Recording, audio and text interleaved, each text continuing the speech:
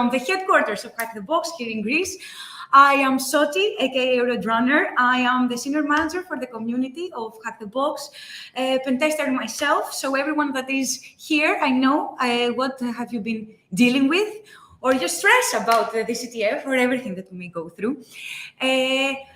It's not been a long time since we did the Cyber Apocalypse event. Some things for me. This stream today that we have is about the business CTF. The business CTF this year, it's called Dirty Money. It has an amazing storyline. It is only for professionals, and it is the only business CTF that is happening in the world. And I mean business CTF that is strictly for companies. So I will share, I will stop, I will read first the comments. So Roadrunner has the best style. Yes, it's very Peaky Blinders themed as the CTF. I hope everyone is doing great now that we are a bit past COVID era. Everyone is feeling better. Some of you're planning summer vacation. If you're in a world that you do not have summer, everything is okay. I wish you all feeling your best for this competition. It's not about winning. It's about trying. And in hacking, always someone will find something sooner than you. Always someone is better than you, but that doesn't mean you shouldn't try. So let me start with the business CTF. So the business CTF this year. The business CTF this year is called Dirty Money.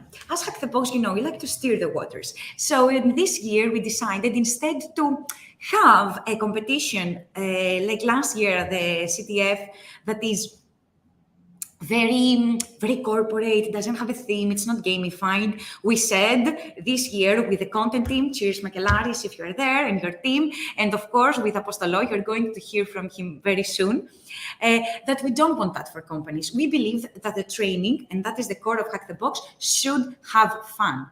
So, and how do you join the CTF? Thank you very much, Billbot. Where is Carrefour team? Actually, yes, Carrefour team is participating. Hello, all of you. Yes, this CTF this year is called Dirty Money. And what does that mean? There is a malicious group of hacking actors that are trying to bring the whole financial ecosystem to corruption. Malware, fraud, phishing, and all these things are creating a huge, huge impact to the whole world. College funds and everything is going to fall down. But guess what? Enigma from the famous Alan Turing. If some of you do not know who Alan Turing is, please try to research his history. He's the father of computer science and has done amazing things. So Enigma is here to save the world. Join Enigma and try to bring these criminals to the light of justice. So this is the CTF this year. Perfect. And who is Roadrunner? Yes, I started speaking about that, but not me. So who am I? I do this every time. We just change the pictures. I am Soti, aka Roadrunner. I'm senior manager for the community of Hack the Box. Very happy to be here and honored to working in this company and be able to speak with all of you. I was a pentester for approximately 3-4 years. Before that, a sysadmin, a pentester at Ernst & Young. I also loved that they joined Business CTF, and I said, good luck from an EY alumni. And of course to everyone. Pentester, sysadmin, and I'm called Roadrunner because I love running marathons. And when I joined Hack the Box, actually the first week it was created, I was like, okay, I need to do something that is going to distinguish me for the rest of hackers. Who knew that I would be working in this company?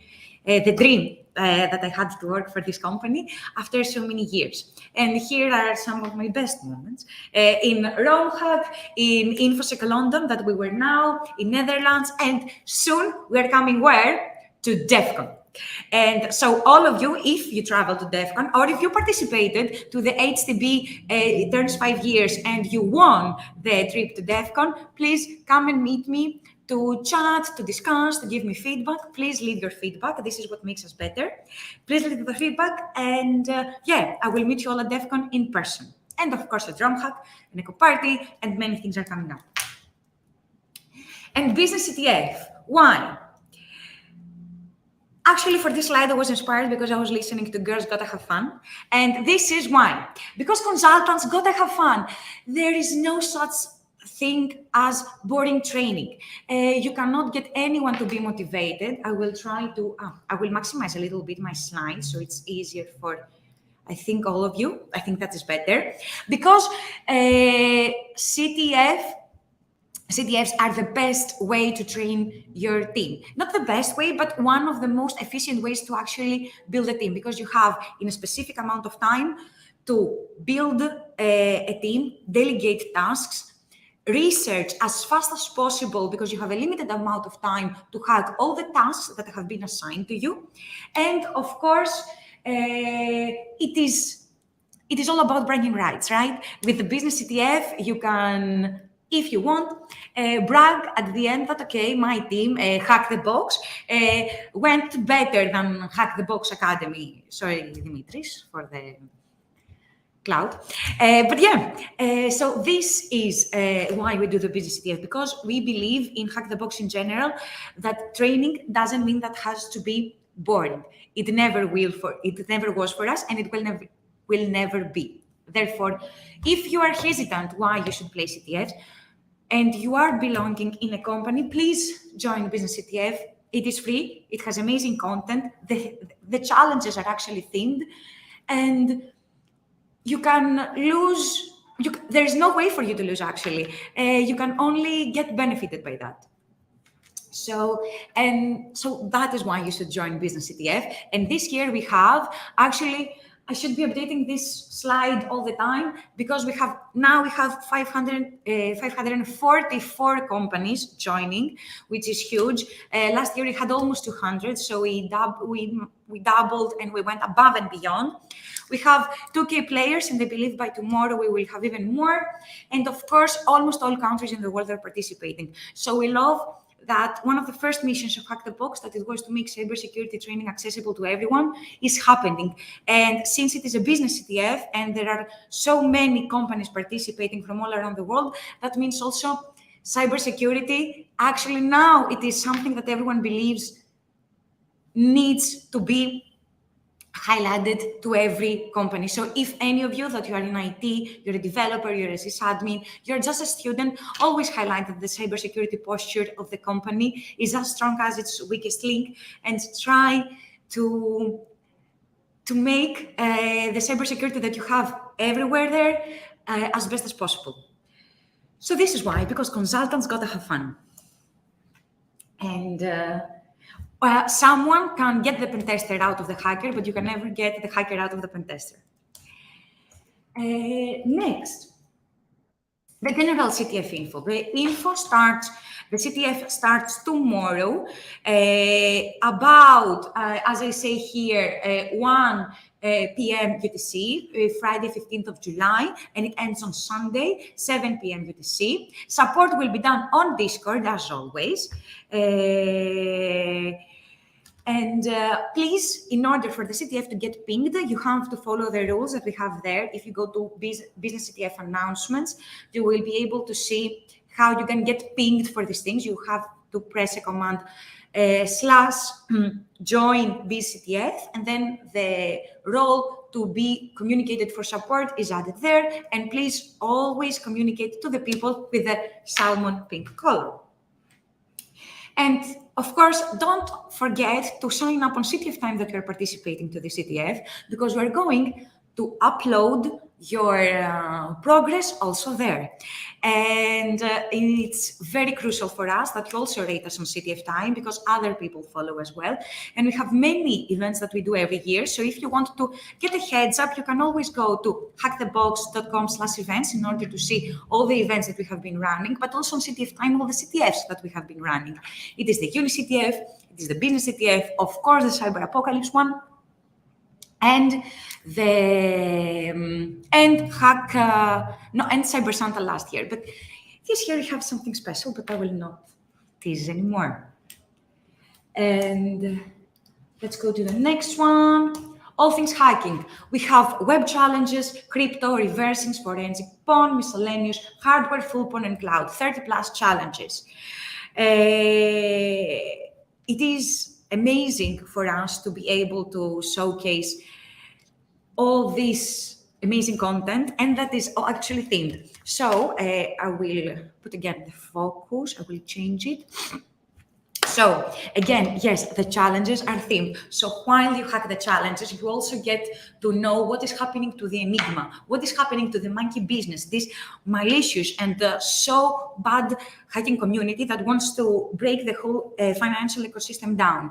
That's why I ask all of you consultants, all of you business cybersecurity professionals to help us bring these criminals to the light of justice. As you hack the challenges, you actually get to involve yourself also to the story and find out what is going to happen in the end, who is going to win. We always have not Easter eggs, but little plot twists.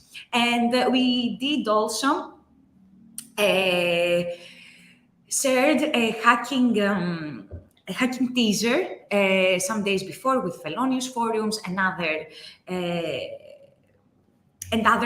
challenges that you are going to have. So you will have to hack the dark web. You will have to try to bypass a tool that it's a ransomware as a service, and you have to protect everyone from all this that's happening.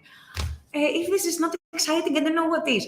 I actually always look forward for the challenges, not only to read the write-ups and be there for all of you there for support, because you know that I'm there all 3 days of the CTF, me and my team.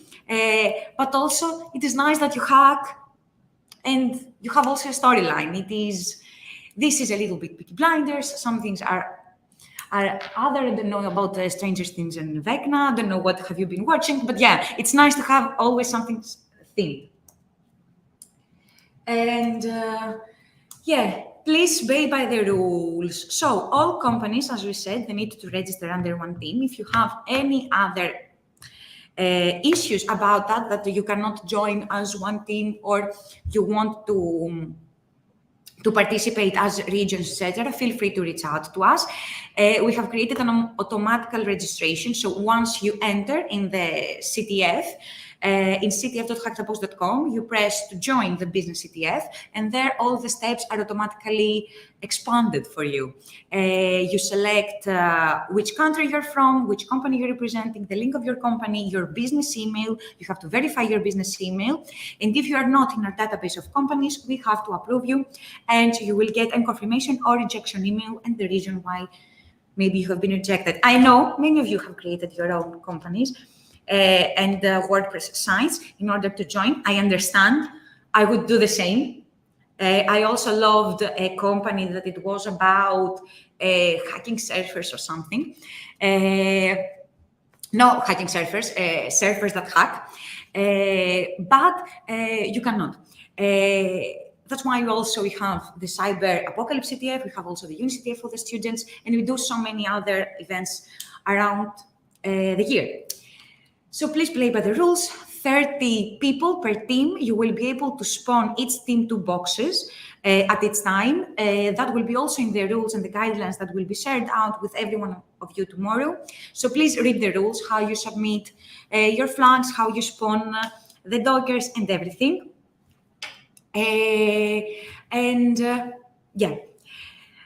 So we have the rules, and it's a lot about the prizes. Okay, the prizes are a lot this year. Let me put to it like that. The prizes this year are $50K plus, which we're very, very excited that we are in a position of Hack the Box to be able to give so much back to the community. But we are also excited for the gamification element that we bring with the trophy. This amazing trophy that you see here, it was designed by our designer team. Kudos to all of you, to both of you girls. Now there are 3, but there are 2 girls involved. Look at this thing. It is evolved. It is. It has gold. It is huge. It's amazing. So I really wish that everyone that gets the trophy also shares an amazing picture online with holding the trophy and sharing their storyline behind the CTF, how they felt, how they progressed, what they hated, all these things.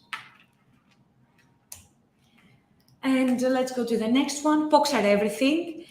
Don't forget to create your POCs for the business CTF. I know you may do not have time, but as always, we always have a surprise. We will be there on Discord to support you for everything that you need. And we will discuss also always to the after party. So don't forget to be there, to discuss with each other after the CTFs. Please, all of you, you can go, create your write-ups, gather your POCs, and we will be there to guide you, and you can discuss with each other. So you can be, oh, hey, Ernst & Young, this is how we solved that. No, I am from Deloitte, we solved it like that. Okay, from Carrefour, we did this. Oh, from Allianz, we did that. So you can also meet other professionals from all around the world on Discord, discuss the challenges, discuss what you did, but that after Sunday. After 7 p.m. UTC, that is ending the CTF, you can go and discuss with the rest your talk. Not your talk, your write-ups. Sorry, I'm always a little bit nervous. And here I want to say huge kudos to the whole HTB team that helped in order for the CTF to come down. And who are these people? Of course, cheers to the devs team that created this huge effort to create not only the landing page, but the automation behind it for you to register. The new CTF that we have released, which has taken everything to the next level. You do not need to have a CTF captain. Everything, there is a wizard to guide you through what you have to do. It is a whole new platform, and they were very eager to have it live for the business CTF. So at least go check it out. Even if you cannot join to the business CTF, actually, go check out the new platform. It is so beautiful, you want to cry. So cheers to the team that created this platform. Cheers to the infrastructure that made their best to have zero downtime for the CTF. If we had, for Cyber Apocalypse, almost some milliseconds of downtime with 13K players doing 1 million requests at the platform, business CTF will be flawless, I'm sure. Cheers, of course, to the design team that created all these visuals. We just gave a storyline and they create all these amazing things. Cheers to the B2B marketing team that helped so much to create all this campaign. And of course, to the B2C team that helped a lot. Cheers to my team. Famous last words. I know, Drama King, why you said that. And you are a little bit Drama King for saying this. But let's see. Let's put a bet. If I miss it and we do not made it, just DM me on Discord and I will prepare a $50 swag. Famous last words, but I'm sure we will not have the downtime. So that's it from me. Cheers to Hack the Box, to assets, to infrastructure, to community, to marketing, to developers, and of course to the hackers of the company, the content team that created all this themed content in just a month before Cyber Apocalypse, and they are working so massively. I will start naming people, but I'm sure I will forget. So cheers to McLaren TRX and their team. Thank you so much for this that you are doing. Everyone is appreciating it. And of course, don't forget that after the CTF, all of you, you are able to rate us, not only CTF Time. We will share also a survey via Discord, via the platform, via the main platform, via everywhere, in order to rate us and give your feedback. Speak about the challenges, what you like, what you didn't like. Speak about the platform enhancements. Speak about the marketing that was done behind it, the support that it was provided to you. Speak about everything. I wish all the best to you, and we are now out of time. I will remove it. I wish all the best to all of you. I hope you have an amazing event. And this CTF always is special. Every CTF that we do is special. But I love this theme that we have, because we're always going very cyberpunk and very cyber in general. And I love that this is a little bit old school. I didn't mention, I wanted to give a big shout out to our C-level that supported this initiative, all these crazy things that we think that we want to do for the world, and they supported us no tomorrow. Thank you so much, Chal, Pazik, James, and of course, Brian, that you now joined and you made how important Business CTF is for the whole company and globally. Thank you all of you so much, and I think we're going to go on a small break if you don't have any questions. I will go through now the chat. Yes, you need to go to Discord in order to be able to get support.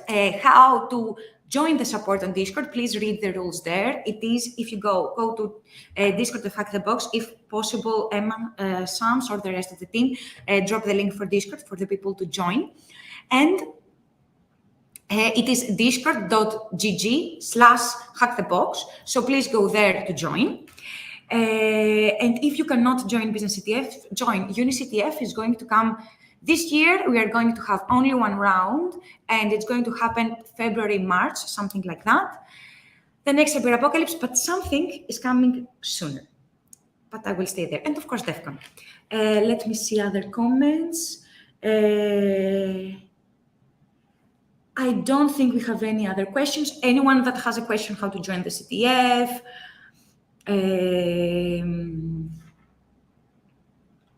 No. Perfect. Thanks for the introduction. Thank you too, also Jonathan, for joining. And we're going to go on a very small break. And we're going to be back with Aris Apostolopoulos. Aris is our lead generation manager for Hack the Box. He is very talented, and he's going to showcase what? How you can how you can achieve and reach to more talent with Hack the Box, and how you can build also your own amazing CV. So if you are now researching for talent, or you want to prove your talent, please join the next talk. And the rest of the talks today are, I don't know if you all saw it, of course we have with us after Apostolo, it is IPSEC with Dimi Mele that they're going to showcase how you can reach the unreachable network. And then we have Samnai and Pavlos that they're going to showcase how you can, what is the best way to train your team, and life hacking challenges from last year CTF. Then we will be having Zeyad from the Academy team that he will teach you all about the Hack the Box Academy certifications. Yes, because they're coming more. And about SQL Injection 101. So if you want to learn more about hacking and prepare for tomorrow, stay tuned. And of course, after that, we have Tom that from our head for customer success, that he's interviewing professionals from Synopsys and Accenture, and with Ian about cloud hacking and how they use Hack the Box and everything related. So this is what we're going to have. Our certification acquired automatically after the event. Yes, after the event, automatically, if you are granted more than 200 points, you get a certification of attendance, and most important for everyone that is watching, to get also CPEs for your IC Square certifications. So if you add the correct first name, last name, and IC Square ID, we will add points for your IC Square certification and progress. So please, please, please join. The CTF is, for everyone said, I need to skill up so I can do the CTFs.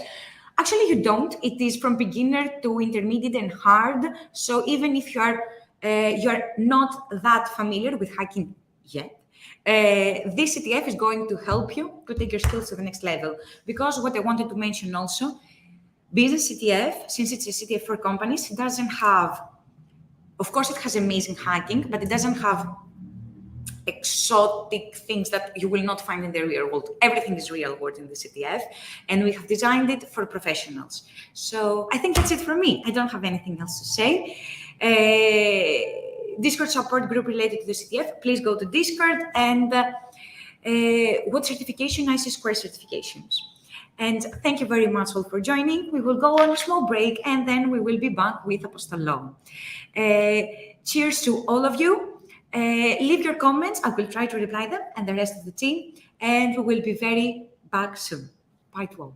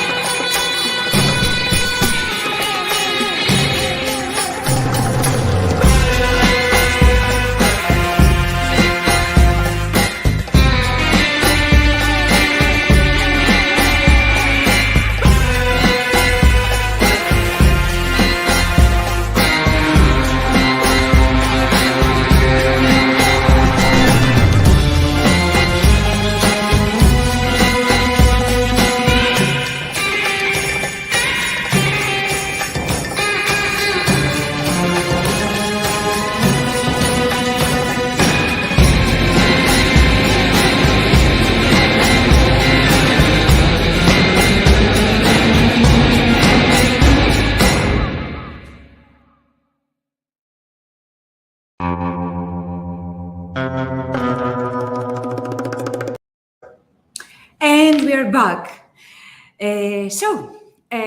I hope this was a small break for all of you. Now the time that you have been waiting in order to see how you can accelerate and find the best talent, or how you can, by yourself, showcase the best talent is here. We wanted to have this talk always to Business CTF because we are speaking to professionals.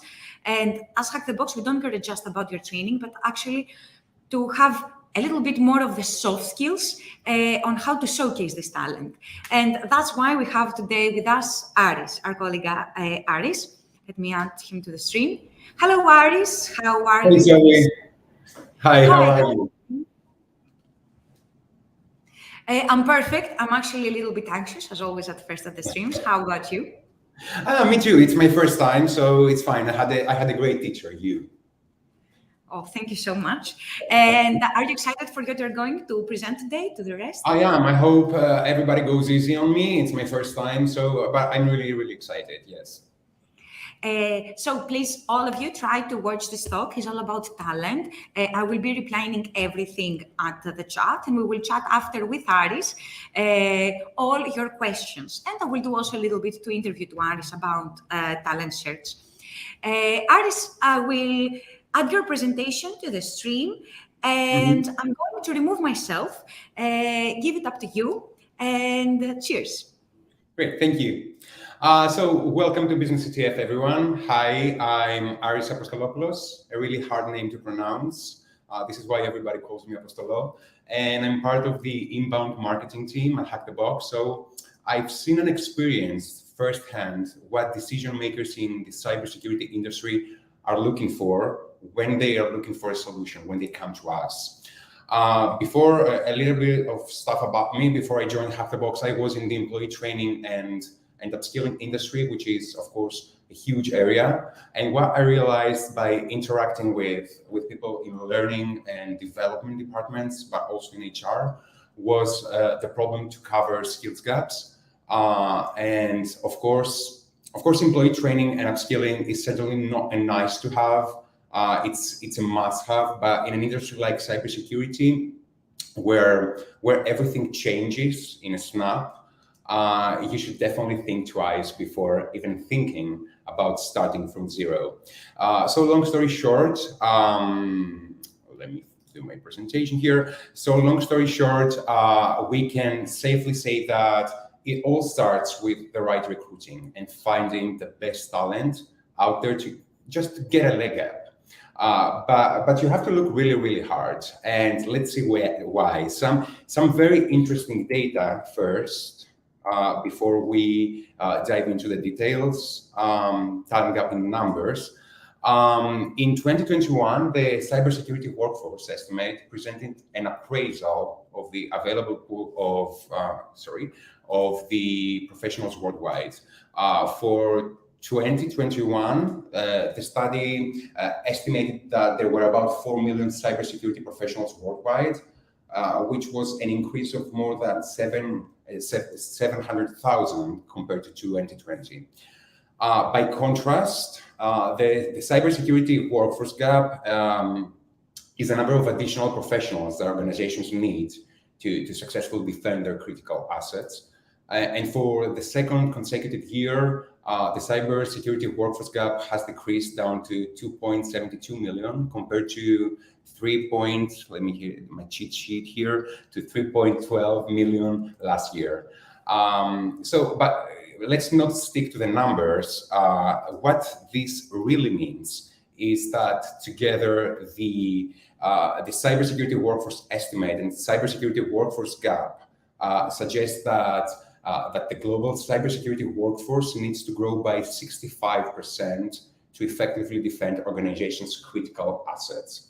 At the same time, a very interesting study by Ithaca suggests that only 27% of organizations say that recent graduates in cybersecurity are well prepared.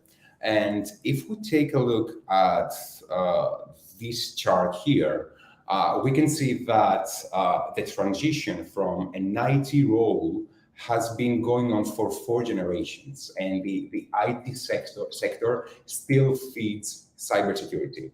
However, 19% of younger cybersecurity professionals, which is a really nice stat, millennials and Gen Z, explored cybersecurity concepts on their own, and then when they were offered a job in cybersecurity. And we like to believe that Hack the Box has played an integral role in shaping the future of cybersecurity training and cybersecurity professionals by enabling people to tap into their hacking skills and landing the job of their dreams, basically. So let's take a look at the voice of the talent. The voice of the talent basically is how people what people in cybersecurity positions say about cybersecurity companies. And they have been very vocal about their concerns and idea on how companies and hiring managers and hiring departments in companies, more specifically, can fix talent and skills gaps in organizations. The first point is to understand the gap. And according to interviews, the very first thing companies need to do is to understand the gap. Basically, cybersecurity professionals say that their day-to-day lives are impacted by this existing gap, and that real-world avoidable consequences of not having enough staff leave organizations vulnerable. So individual organizations and hiring managers should consider where they have the largest talent gaps. It takes a village. It's a hard process to understand your organization's talent gap and skills gap. They should carefully craft roles and descriptions to address their team-specific needs. and not overload. This is common across industries. Not overload jobs with unrealistically broad responsibilities. Also, a look to create growth opportunities. Career paths and cross training is always more than welcome, because that way they can build specializations around their actual needs. The first point here in the presentation is revisit the hiring process. Cybersecurity professionals say that non-technical skills are critical for new entrants to succeed in the field as well. Traits that the industry calls soft skills are now equally or more important than certifications and relevant cybersecurity experience, including strong problem-solving abilities, curiosity, eagerness to learn, communication skills, and strategic thinking. This shift away from a technology-first mindset doesn't mean that we don't care about the know-how, about the hard skills. It means that now hard skills can be easily measurable, because soft skills are not easily measurable. Soft skills, you usually can measure them right on the job. So the takeaway here is that companies here need to recruit people from different backgrounds and test different soft skills and different soft skill sets, who are attracted to the challenges and the rewards of a cybersecurity career and are willing to learn. This approach also immediately creates a more diverse pool of talent, and diversity is something that is really important, especially in cybersecurity, and it can bring new and fresh perspectives to an operations. The third point, cheat sheet, again, yes, it's the people before technology. The ISC2 study, in an excellent study conducted by ISC2, participants seemed to prioritize people investments before technology when it comes to strengthening their organization's security posture and addressing their own workforce gap. They said that organizations should prioritize the development and retention of existing staff, focus on recruitment, and encourage the development of future staff. And now what they need to do, what companies need to do, is to recognize that technology is not a substitute for the human element. Skilled cybersecurity professionals are vital for any security program or team. Organizations cannot spend their way out of their own workforce gap. They need to invest in their people, and they need to smartly build their teams for long-term success. For organizations that value technology investment, these studies participants agreed that if they had enough people on staff, they would expect to increase investment in a wide array of security solutions and services. They need to protect their organizations. So it all starts with people. And the fourth point is it's kind of relevant, kind of isn't, but remote work is here to stay. The post-COVID era, I heard Soti earlier, she talked about the COVID era, and now the global shift to remote work for many organizations has impacted cybersecurity professionals in several ways. First, they learn to work from home, just like others in their organizations. Second, they had to contend with new threats and broader attack surfaces that added a new dimension to their already challenging jobs.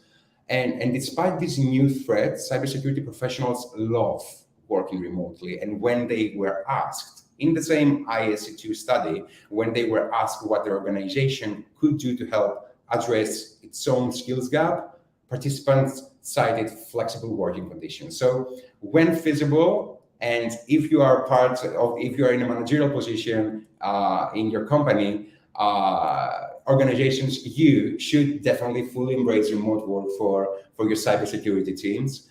Many cybersecurity professionals want to continue working remotely after COVID, but most importantly, remote work allows organizations to, again, cast a much wider geographical net when recruiting, which also fosters, again, a more diverse pool of applicants. And honestly, just to make it all about hack the box, I can't think of a better pool than a community of 1 million hackers to find your next global cybersecurity talent, because we're talking about a global community. And this leads us to the next section. How can we help? Basically, okay, we can help with talent search. And talent search is Hack the Box's cybersecurity recruitment solution. In a nutshell, we enable organizations to discover HTB members that are actively looking for a job so they can reach out to them directly. Organizations can target members that best fit potential role requirements based on their HTB rank, location, their certificates, the skills that they have developed, everything. And also companies, of course, can post job ads on dedicated mini pages and the global job board and the global job, they can post ads on their mini pages and the global job board, and then they can target a minimum candidate level if they want to, based on rank and other data elements. The next slide here is about how we can help. What is basically talent search? I mean, what are the benefits of talent search? Hiring is competitive, and hiring is risky, and hiring takes time. Generally speaking, hiring, especially in cybersecurity, is super competitive. There is a war for cybersecurity talent out there. Those quickest to offer will usually win. Internal processes and assessments add complexity onto recruitment, and most people have some combination of the same cert. So talent search helps you attract, assess, progress, and hire candidates from a pool of tens of thousands who have unique skills profiles. But we also can't ignore the fact that hiring cyber talent takes a lot of time sometimes. Even when you find someone who fits on paper, you may struggle to prove their skills, and practical assessments are necessary, but again, they take time to deploy. So how can talent search help you de-risk and speed things up? It helps you by quickly identifying candidates by their unique skills profile, and you can pre-qualify their skills in a custom environment that we are going to talk about in a minute. As part of Hack the Box, the Hack the Box suite, so let me change the slide here. Oh, not yet. As part of Hack the Box suite, talent search puts the power of end-to-end cybersecurity recruitment alongside your skills development program. You can hire skilled professionals more quickly and confidently based on their demonstrable skills and not just their resumes or previous roles. Remember when we talked about that 19% of millennials and Gen Z professionals that never studied cybersecurity or IT, but they started educating themselves in cybersecurity and then got a job offer? Talent search helps identify those people as well, because let's be honest, a lot of screening happens on autopilot, and these days candidates that do not meet some old school criteria are usually disqualified, and they are usually disqualified, according to my experience in the HR industry, by software that just screens resumes on autopilot. So this way you can spot hidden gems though, and your organization could benefit from them. But sooner or later, guess what? Sooner or later, someone will spot those hidden gems, because nothing stays hidden for too long after all. Of course, talent search and Hack the Box give you the tools you need to attract, assess, and acquire the best talent for your needs in one place. But you, at the same time, your company gets huge exposure to a never-growing pool of tens of thousands of Hack the Box, of millions of Hack the Box. Now we can say that of a million Hack the Box members looking for the next career move. And the community is very engaged at Hack the Box. So we're basically talking about three pillars that we are talking about: exposure, confidence, and speed. But how does this work? How does talent search actually work? And now it's time for the next slide. It's a very straightforward tool. So let's see how you can get started. You basically complete your company's page inside Hack the Box, including a link to your website, your branding, your logo, and your company description. This will be where our members will be able to find all your active job openings.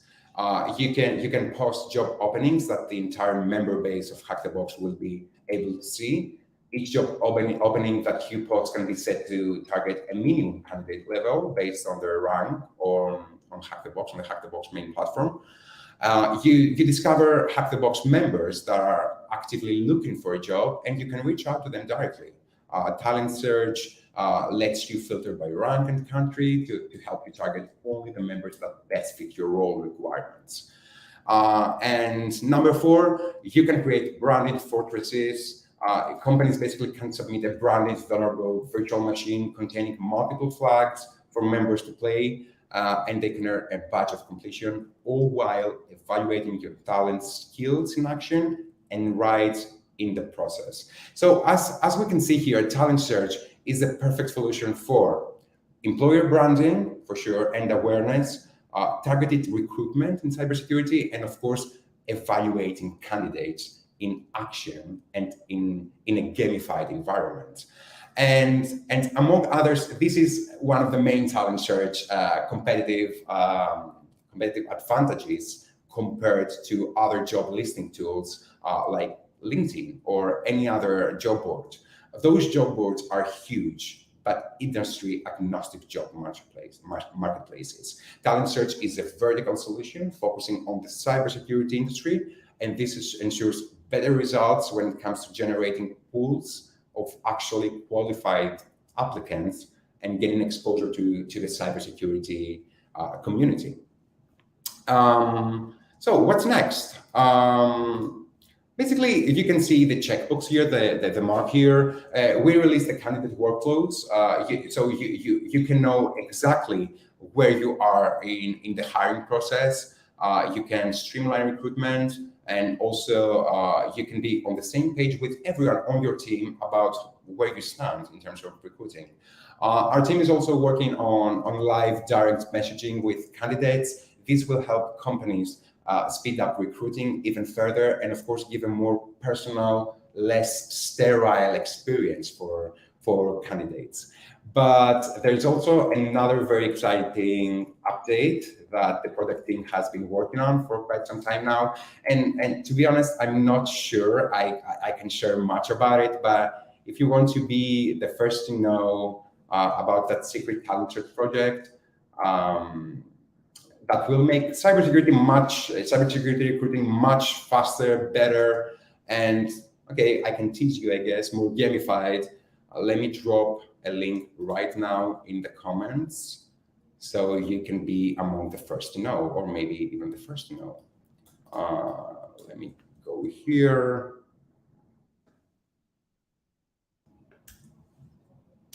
There you go. So this is the link in the comments. I don't know, can I? Okay, this is the link, so you can actually fill out the form and be among the first to know. Feel free to do that. You will find on the page, and fill out the form that you will find on the page, and we will make sure that you are the first to know. So I know I have some time to spare, I guess. Kind of, not really. But I think I'm gonna thank you here. I don't want to exhaust you. We have a long day ahead, and I'm sure that you're dying to watch our hacking workshops next. I believe IPSEC is right after me, so I'm going to stop talking and let's call Swati back in so we can see if there are any questions in the chat and we can answer them together. Hi, Swati. Hello, Aris. Amazing talk. Thank you so much for sharing all these tips with the people. Yes, we have actually many questions. So, yes. Yes, I dream of a job dream. I love work, but love doesn't mean I understand. That makes two of us. Great presentation from Chaotic, our admin in Discord. Thank you so much, Chaotic. So, someone is asking how someone that is from IT can transition to cybersecurity using Hack the Box.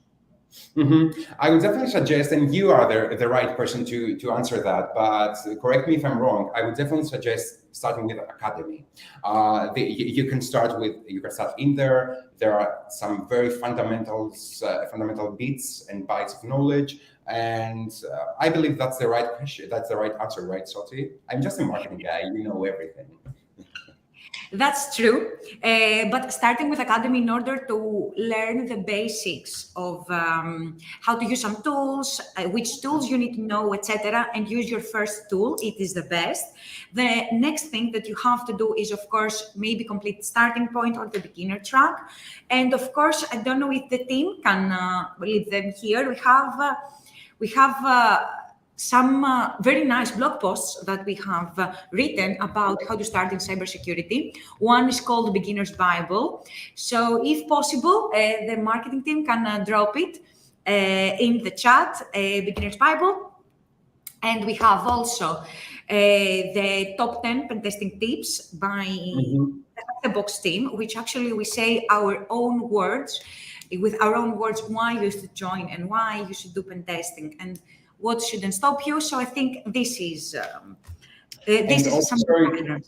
Sorry to interrupt you, Soti, but also if I completed starting point, I guess you can complete it as well. I mean, if I started with Hack the Box and I successfully did it, everyone can do it. So I would definitely say, first of all, sign up for Hack the Box, and you will definitely find your way there.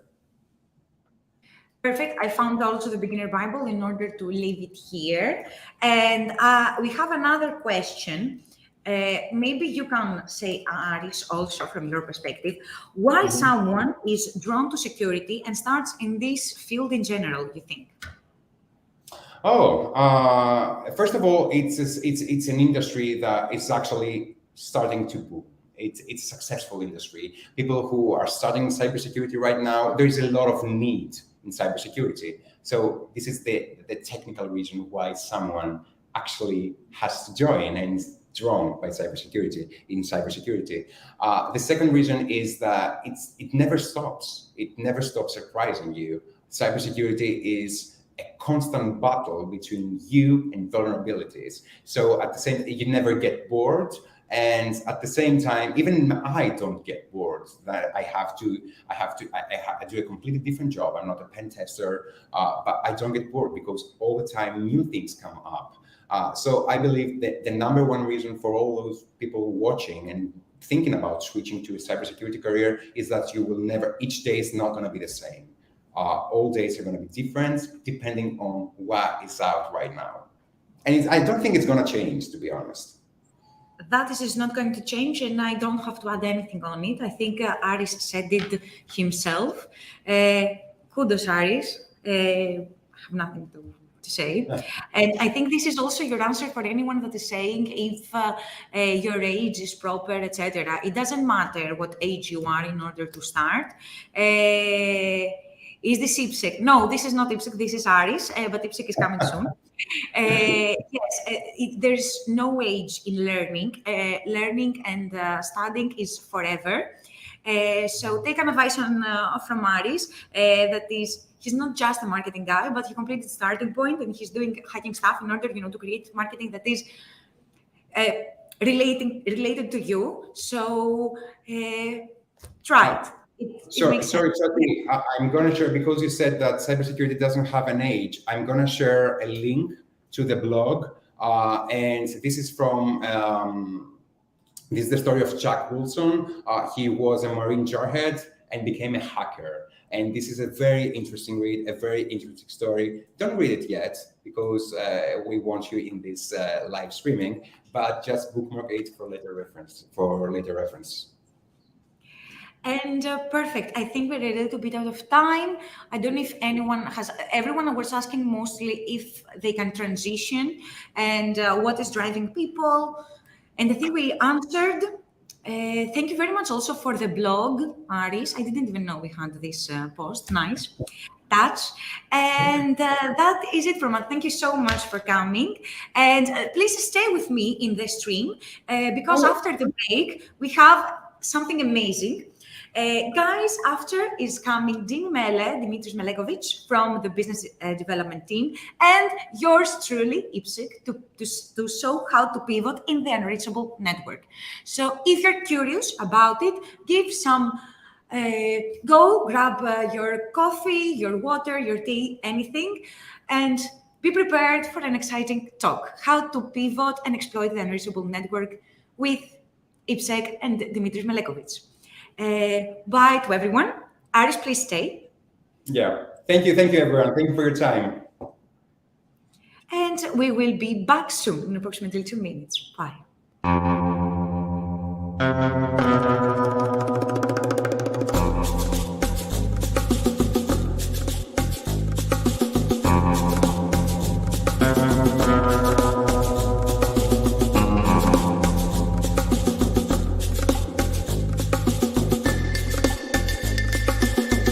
Hi everyone, I am Dimitris Melekovic.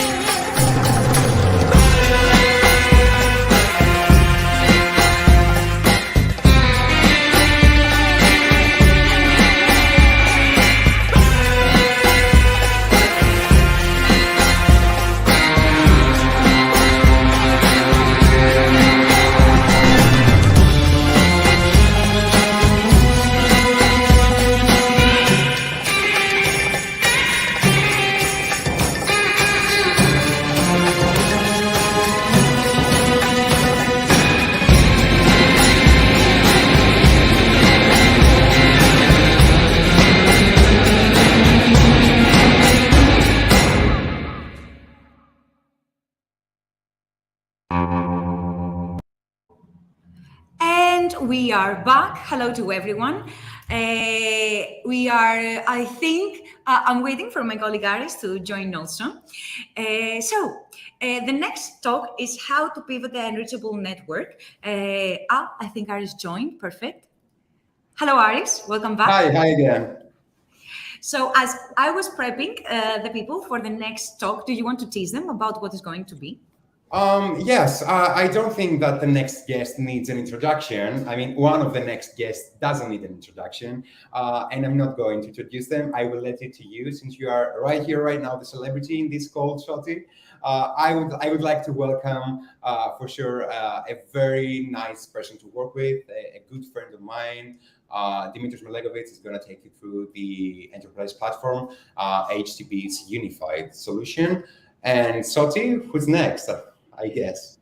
And next, after Dimitris Melekovic is done, we will have Ipsec that he will showcase how to how to hack the unreachable network. He developed a lab for this in order. And why this is suitable? Because, okay, sometimes in enterprises you have the first step, but where do you go next? So that is why we will showcase something like a prologue, how to hack the unreachable network. So I think we are ready.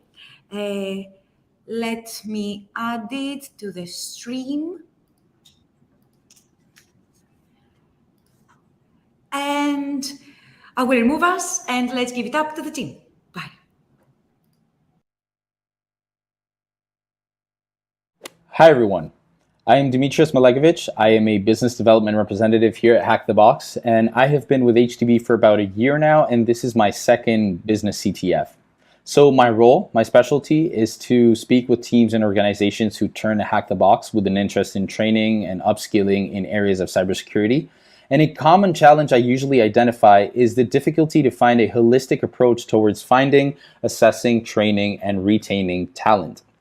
Now, this is why in the last quarter of last year, Hack the Box released its new enterprise platform. And what is the enterprise platform? It's one centralized private environment for your organization that can support you through all these dimensions by boosting your organization's cybersecurity skills while allowing you to keep track of your team's development. Now, what makes the enterprise platform great is that you get the most out of what Hack the Box has to offer. And that is through utilizing a variety of services in an all-in-one solution in combination with diverse capabilities, some of which may be in the form of management and reporting. So this is what I'm here to show you today. I will walk you through our wide range of services, ranging from Hack the Box Academy for Business to our talent search, the dedicated labs, cloud labs, and digging into a bit more detail into the professional labs and giving you a general glimpse of the enterprise platform. So if we get started with Hack the Box Academy for Business. So here we have Academy for Business, and this is a rather theoretical and guided learning solution encompassing a variety of modules and different levels. And the way the Academy works is that you study through particular areas of focus, such as the unlimited modules that are provided to you as an enterprise user, and you go through an industry relevant exercise through which you can provide a proof of concept in order to practice and challenge yourself on what you just learned. Now, stay tuned for Ziyad's presentation that dives into more detail on this. Now, apart from access to unlimited content, what's great about Academy for Business is that you have access to different paths. And these paths can be split by job role paths or skill paths, and they can be segmented by different levels. Also, as an enterprise user, you're also able to create your own. And one distinct aspect of this solution that is also worth mentioning is certification. The Academy's first official certification was released, which is the HTB Certified Bug Bounty Hunter certification that was recently released in collaboration with HackerOne. Now, the Academy for Business is useful in delivering guided training for any skill level. It's great for onboarding new joiners in your IT field, as well as juniors. It's great for certifying your team, but also ramping them up to some more hands-on training. And speaking of hands-on, let's jump into our enterprise platform. Here you have your main dashboard, and this is your all-in-one solution. And the Academy is soon to be integrated in this as well. Now, the first tab that we see is our first step of our talent cycle that I discussed, which is finding and assessing new talent. And here we can see that you're able to publish and manage your own job postings. You have access to a massive pool of skilled professionals, and this can be found through the candidate search. Now, the candidate search gives you access to that entire pool of candidates of the Hack the Box community, currently comprising more than 1 million users. And another great feature is that you're able to assess those candidates through fortresses. Some of you may be familiar with those as individual users of Hack the Box. Now, the talent search option comes usually with different options depending on your team size and growth, as well as need. Along with the talent search comes the management and reporting capabilities, and this is along this tab is what I mean. The management allows you to rotate your users around the concurrent seats that you purchase for each individual service, as well as provide them access to which service you choose them to train with. In a similar manner, you can create teams. These teams may be based on different job roles, departments, or skill levels. And it is a great way to customize your own training path and customize the way that you provide access to both the content as well as hints and write-ups for your teams. Now, when it comes to reporting, if we could click on this, here we have an activity timeline which showcases your skills progression. And this is based on each activity, so it might be with machine skills, challenges, as well as the professional labs, which are our corporate network simulations. Now, if we take a look at this, we can see that everything is linked to relevant industry standards. And as an example, we can see that the professional labs are mapped to the MITRE ATT&CK framework. Now, if I get back to my dashboard and take a look at our first hands-on service, which is the dedicated labs right here, many of you may be familiar with the dedicated labs as individual Hack the Box users. Now, dedicated labs is a collection of vulnerable misconfigured machines. and they range at different levels and focus areas, assisting your team in practicing with the latest industry vulnerabilities, tools, and techniques. And many of them involve Linux and Windows vulnerabilities, IoT devices, specific CVEs, web app security, digital forensics, and much more. Now, what is added to this enterprise version of the dedicated labs, apart from the direct reporting and more tailor-made approach, is a greater access to machines and challenges, seeing that you have a larger pool as well as exclusive machines and challenges offered to enterprise users. Now, I would like to jump onto the professional labs, which I will dive into a bit more detail. So the professional labs, currently you can see here we have loaded Genesis, are Active Directory-based corporate network simulations. And the professional labs are specialized, ranging for entry-level pen testers up to some more advanced red team members. And they're also commonly used for purple teaming exercises. Now, what they comprise of, as you can see here, are 7 scenarios for you to choose from. And what is great about the enterprise version of the professional labs is that you have your own private instance as a team. And the EP also offers additional 2 scenarios. So that would be Breakpoint and Genesis. Now, along with that comes the progress reporting that I previously mentioned, which is the map to the MITRE attack framework. And you also have other greater management capabilities, seeing that you also have the opportunity to redeploy the labs at any time and also have access to the write-ups. You should never be afraid to use the write-ups as they can always be useful as part of your training plan. Now, if we start with Genesis, we can see that this is a great beginner level scenario. So you can see here level 1 penetration tester, difficulty beginner. Genesis comprises of 18 machines and 31 flags, and whoever finishes this scenario will get a certificate of completion. Now, Genesis provides you with a, similar to all the other scenarios, a entry port, at which point you can start enumerating the networks and ports, looking for the next hop in order to go through the scenario. Now, if we look at the network design of Genesis, we can see here that it's at quite a beginner level. And here you have your entry point to start. Users who would start with the Genesis scenario will gain familiarity with areas such as enumeration, lateral movement, privilege escalation, web application attacks, and much more. Similarly, if we look at Breakpoint, this is our other exclusive scenario offered to enterprise users. We can see that this is a bit more of a complex setup encompassing more systems and segmentations. Individuals going through Breakpoint will have learned a range of advanced red team TTPs, so tools, techniques, and procedures, in a variety of areas such as lateral movement, local privilege escalation, phishing techniques, VoIP exploitation, and again, much more. Now, finally, before I pass things on to IPSec, I would like to mention to you BlackSky. So BlackSky is our cloud security solution, which ranges to 3 different scenarios based on the vast majority of cloud services, which are AWS, Azure, and GCP. Here you can see our AWS scenario Hailstorm loaded. And what BlackSky is great for is the opportunity to develop cloud security experts by exploring both offensive and defensive techniques. However, I will let Roadrunner get into that during her presentation at the end of the event, so stay tuned for that as well. And now let's hand it over to the one and only IPSec, the one everyone loves, the one everyone follows on YouTube. IPSec has years of experience with cybersecurity and hacking and has established quite a crowd with his HTB machine videos. So let's give it up to IPSec, who will show us how to reach unreachable networks.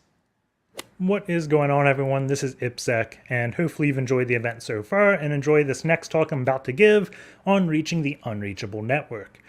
Now, I decided to give a talk on pivoting because it's used in almost any type of red team engagement because it's just a crucial skill. Even before security, my first experience with pivoting was when I was a sysadmin, and we couldn't access production remotely, at least the management interfaces.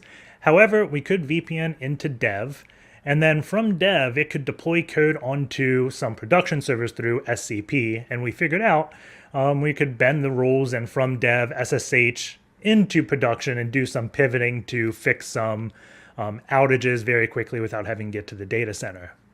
Probably against the rules, but it always happens, and that's what penetration testers are there to find out. So before we get in, let's talk about the agenda. We're going to start off with what is pivoting, why we care. It's going to be pretty basic discussion, but it is crucial. And at the end, we'll go into like the tool drop and things like that. So it's going to be beneficial, I think, for everyone. We'll talk about like pivoting over remote desktop, the standard in and out of an SSH session in case they try to disable it. So there's going to be some pretty cool advanced things.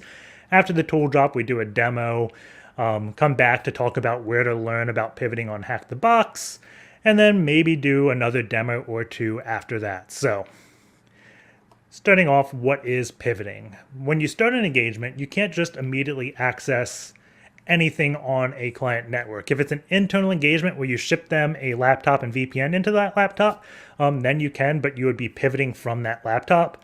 I guess if you actually went on site, plugged into the network, and did everything at a terminal in their building, you wouldn't really be pivoting, but that to me is a rare engagement. Most of them will go like you do a phishing thing, victim one clicks on a payload, and then you have access to victim one's host, and because it's behind that firewall, you can access anything in their network. So you send some exploit like Eternal Blue or I forget all the other ones, but exploit the domain controller from victim one. And that would be kind of a pivot over to domain controller because you use victim one to do it. And then if you want to go textbook pivoting, you don't have domain controller one reach back to the client. Instead, domain controller one talks back to victim one, which talks to you. So you're using that as a pivot host to talk to the network and letting the network talk to you through that one host. Before we go on though, I'm probably going to misuse some terminology as it's common in this thing between pivoting, tunneling, and lateral movement, so I figured we should talk about those real quick. Let's go back to this. Let's say the domain controller is exposed via remote desktop. You log into it through a weak password, and then you create a group policy that will infect all the hosts, and they all call back to you. Like that is kind of an example of lateral movement. Another one would be you compromise the workstation. You kind of just pwn all the workstations and wait for an administrator to log in because just having access to one may not have the data you want. So you get more workstations, and the more you have, the more likely you are to find some type of secret data that lets you do a privilege escalation.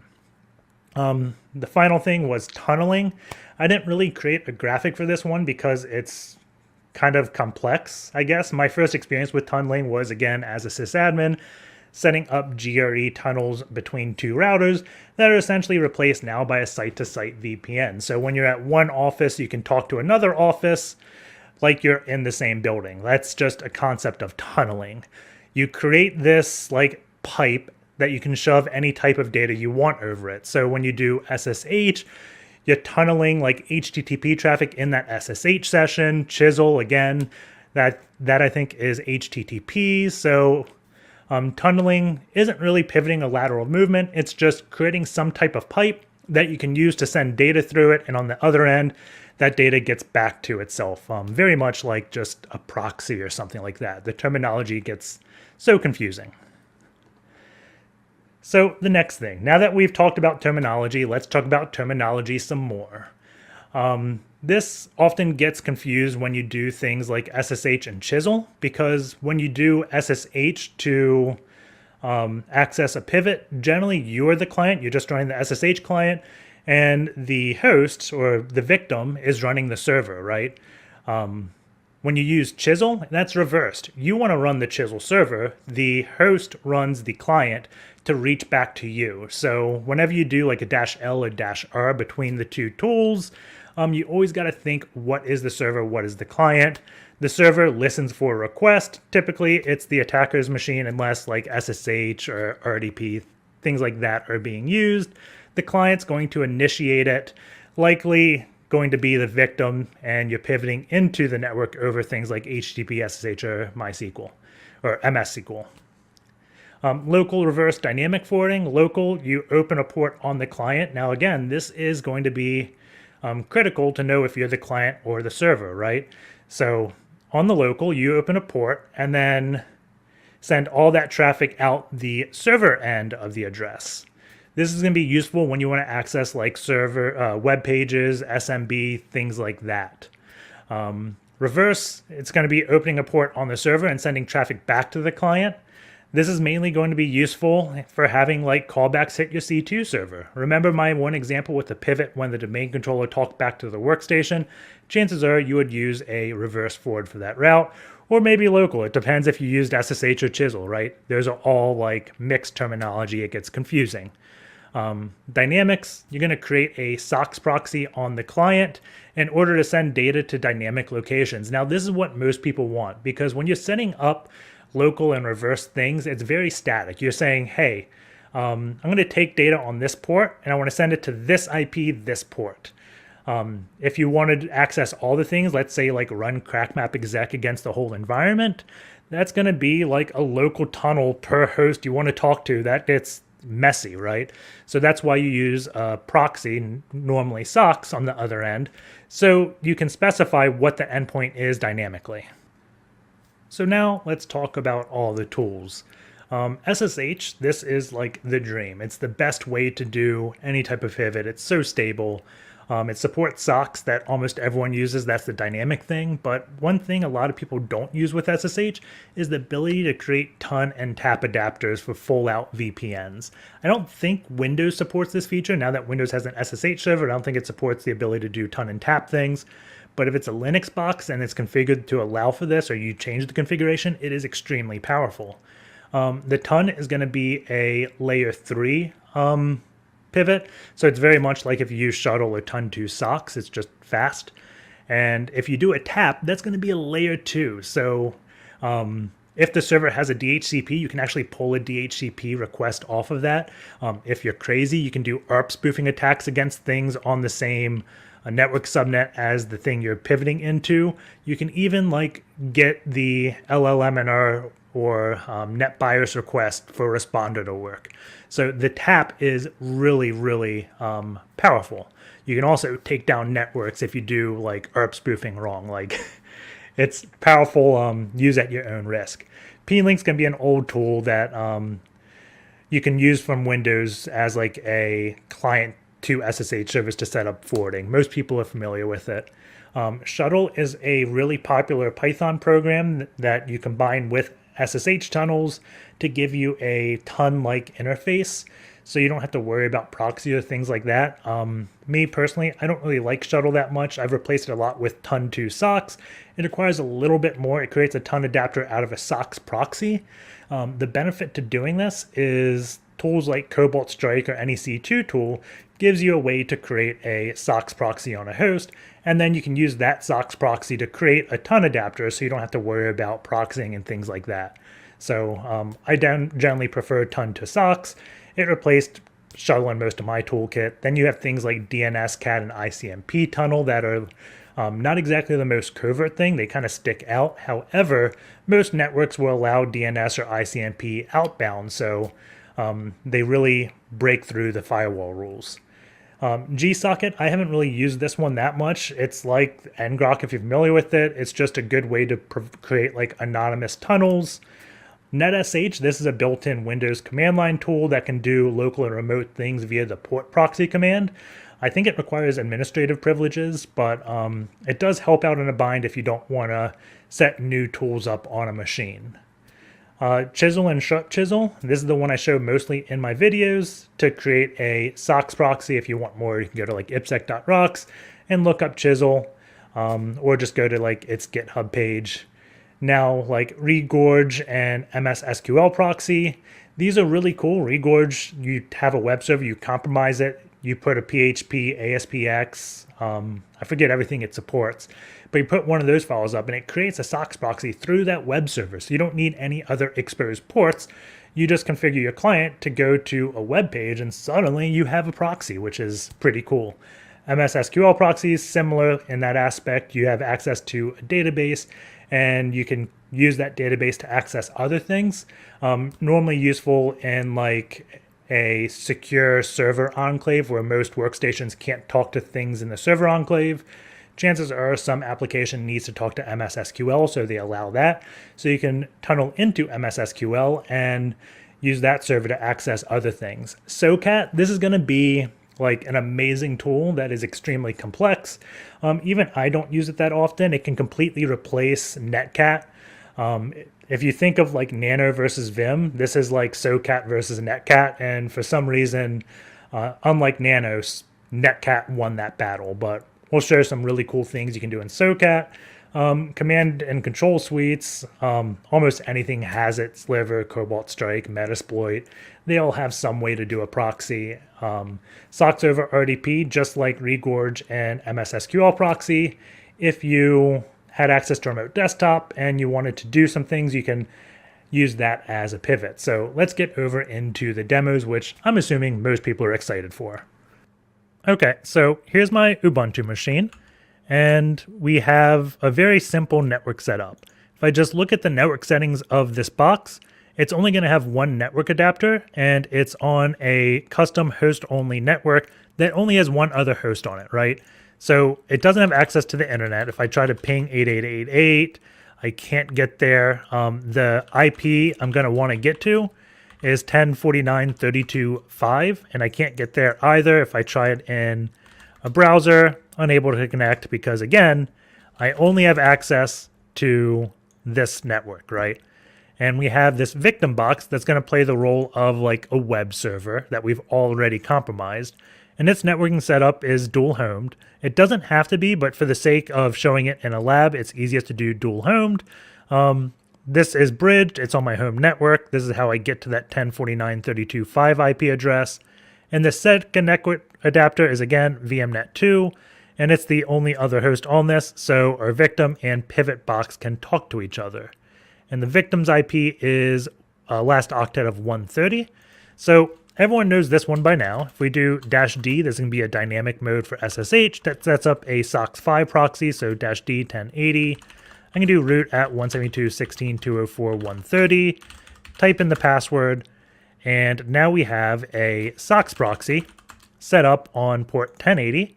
Using SSH, and if I go into Firefox settings, do proxy, set this up 127.0.0.1, 1080, and the other important settings I had there that I didn't really mention, you want to proxy DNS when using SOCKS5, so your DNS queries go over the proxy, and disable this, enable DNS over HTTPS. But now I have access to the internal application. We also have like full internet access through this proxy, so everything's working now.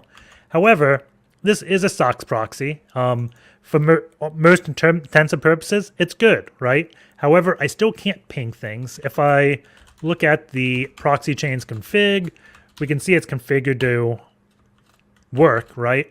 But if I do proxy chains ping 8888, let's see, we have to do that with sudo, I think. And the reason why is proxy chains doesn't work with capabilities. And the ping binary, if we do get cap on ping, it's got the capnet role that allows it to create that ICMP socket to do a ping. So standard users can't really ping something. They need this capability, which the ping binary provides them. So that's why you can ping as a low privilege user on Linux. Anyways, doing like UDP things, intercepting broadcast traffic, doing ARP spoofing, all those type of attacks aren't really possible through a SOCKS proxy. So we need to set up a layer 2 VPN, which is a TAP. A layer 3 would be a ton, but we run into a lot of the same limitations. I think with a ton, we would have been able to do a ping, but not any like responder or ARP spoofing, things like that. I really like TAP interfaces. So there's a few things we have to do. I'm going to set up tmux real quick. And right off the bat, if we do sudo ssh-o, we're going to say tunnel equals ethernet. This tells it to set up a TAP interface. This W00, this is going to create TAP 0. If I made this 1.1, it would create 1 on my client and 1 on the server. So we're going to say TAP 00 because a TAP interface doesn't exist on either place. And it's just easier to keep the client and server at the same number. And then we say root at 172.16.204.130. And And I had to run SSH with sudo because you need admin privileges to create a tap adapter. That's why we're also SSHing with root, because you need that as well. Right off the bat, we see this connection failed. And that's because the default SSH connection does not allow tunneling. So I'm going to enable this permit tunnel. And the reason the socks worked is socks, I believe, is a gateway port. And I think that's by default allowed as yes. No, gateway is you can listen on 0.0.0. We will disable socks proxying after this. But we just enabled the tunnel. So I'm going to restart SSH. And now we're going to rerun this one command. And notice there's no error message. And if I do IP-ADDR, we now have a tap 0. I do IP-ADDR, we have tap 0. The state is down, down, so we have to bring those up. So we can say IP link set tap 0 up, IP link set tap 0 up. We have to do that one with sudo because we're running as IP here. But this still doesn't fix anything, right? We still can't ping either network. And the reason is we haven't really configured this tap interface. We told it to go through SSH, but SSH is getting it. And it's like, I don't know what to do with this, right? So what we have to do is tell tap 0 to go through ENS 160. So if I do a IP link add bridge 0 and type bridge, we're adding an interface of bridge 0 and calling it a bridge. And what this is going to do is allow us to bridge tap 0 and ENS 160. But I do want to show one more thing. So I'm going to run DH client tap 0-v with sudo, of course. And we can see I can't get a DHCP request. So I'm going to do IP link set eth0 master bridge 0. So what I'm doing is adding eth0 or ENS 160 into the port group of bridge 0. I'm going to add tap 0 into bridge 0. And then we're going to set bridge 0 to up.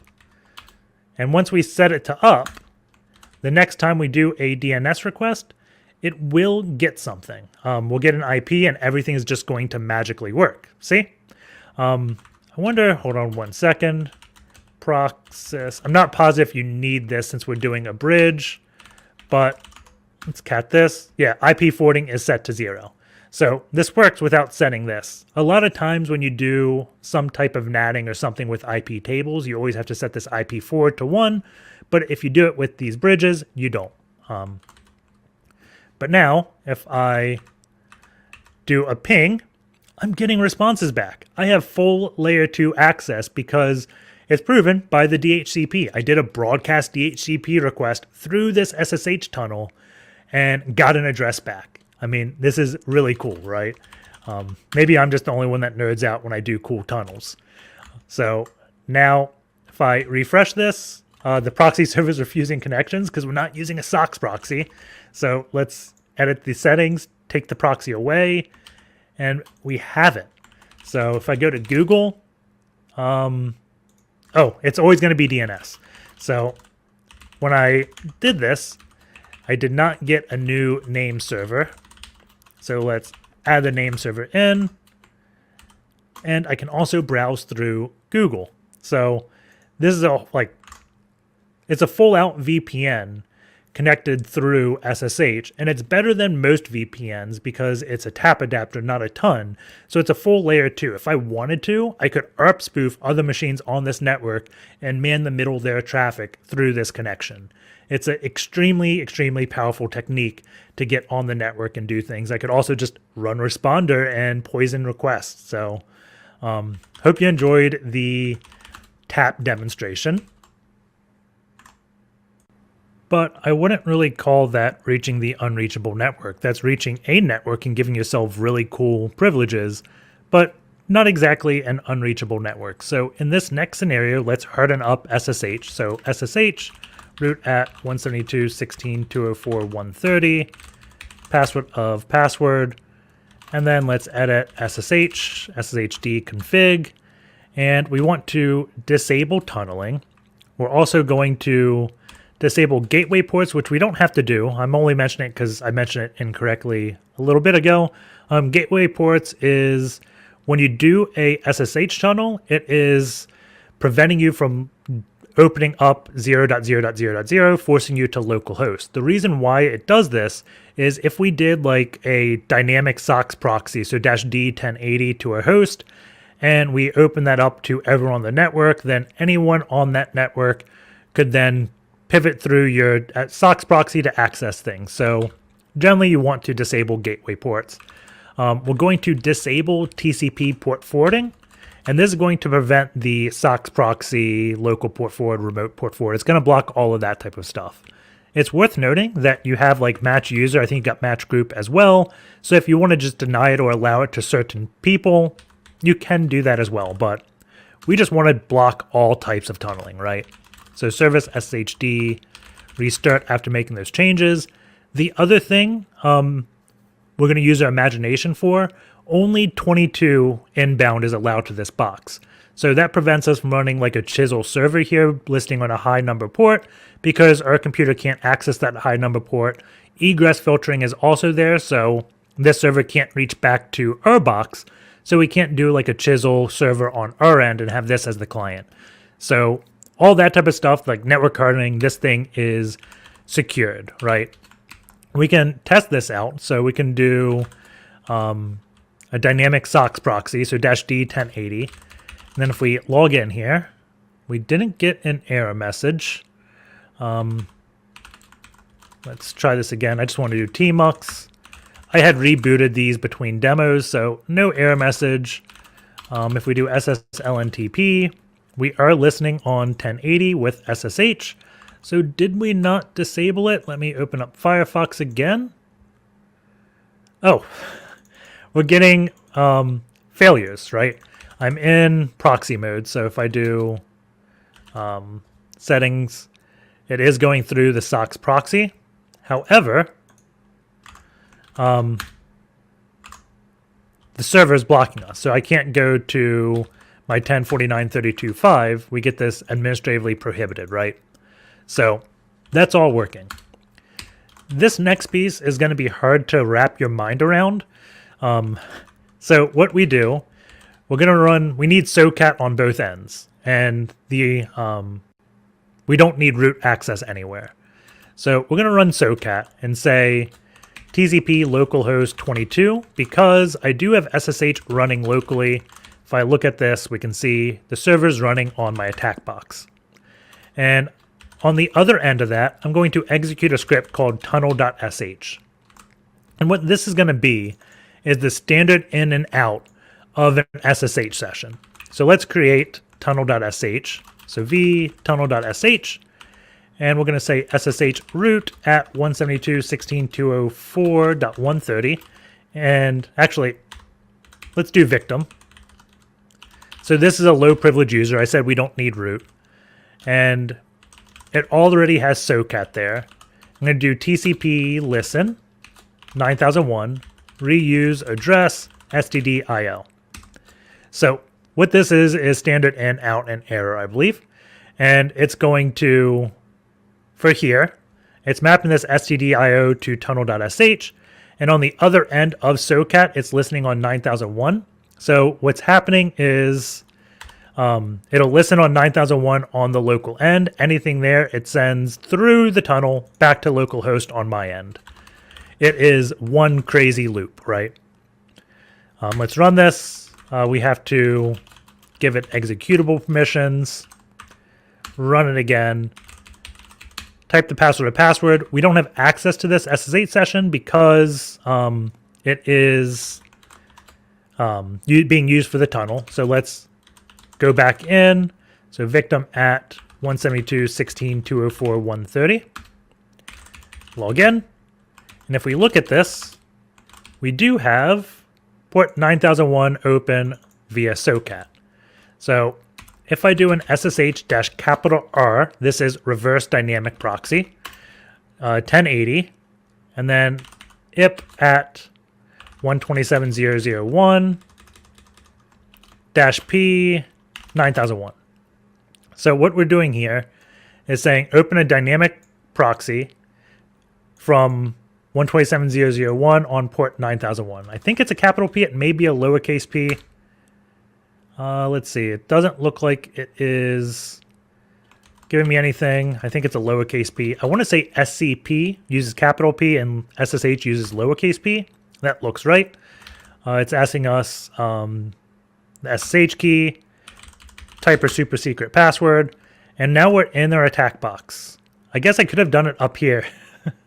I forgot I get a command line here. But if I do SSLNTP now, we can see 1080 is open.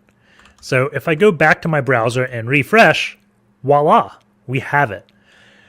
So what this tunnel is doing is going through the standard in and out of an SSH session, going to the remote host, using that standard in and out to go back to us, setting up a dynamic SOCKS proxy and allowing us to access the internet.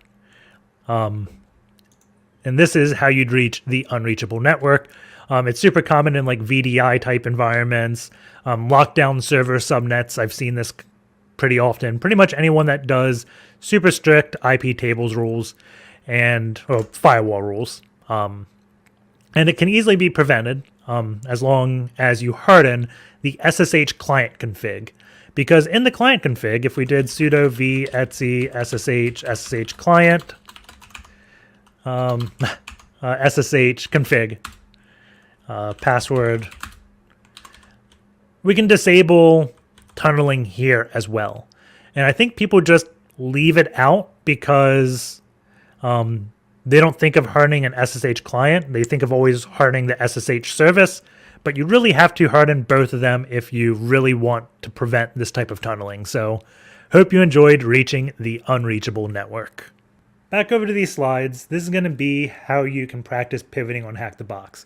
What you just saw in those demos is extremely difficult. It's something you probably will never have to do on engagements, but just really cool things to have in the back of your pocket. The machines, Reddish, I do a lot of explaining about pivots in this. So if you're confused about remote, local, all those things, chisel, SSH, check out the Reddish video. There's PowerPoints in that video where I explain it. Pivot API, you can pivot through Microsoft SQL servers here, Hackback. You can pivot using that regorge through an ASPX web server. Bounty, you can use the pivot to a Privesk because the box I think was vulnerable to Eternal Blue. But 445 wasn't open externally, so you can use a pivot in order to access localhost from a remote box and exploit Eternal Blue. Fulcrum had an ICMP pivot, and there's a lot more pivoting on Hack the Box, but those things really just highlight it. In the Pro Labs, my two favorite ones are Rasta Labs because there's a server that has, or a whole server subnet that has no internet, so it can't get back to you. Like, that's pretty realistic in secure environments. And offshore, it's just got multiple Active Directory domains to pivot through, but really any labs, Dante, Cybernetics, APT, Genesis, Breakpoint, they all have things to pivot around with. So Pro Labs, you'll definitely need it. If you want to learn more about pivoting and practice, Academy is a great place to go. There's 2 courses right now that have pivoting, the Pivoting, Tunneling, and Port Forwarding course, and also Attacking Enterprise Networks. Unfortunately, I think I'm out of time, so we can't really do another demo, but just go over to Academy of those machines or ipsec.rocks and you'll get all those demos that you want. So hope you enjoyed it. Take care, and I will see you all next time. And thank you all very much. Thank you so much, IPSEC, for the amazing demo. And thank you so much, Dimitris Melekovic, for this kick-ass presentation about Enterprise Platform and how you can use it, and especially the case of Enterprise Labs. I'm going to reply some of the questions that we have on the stream.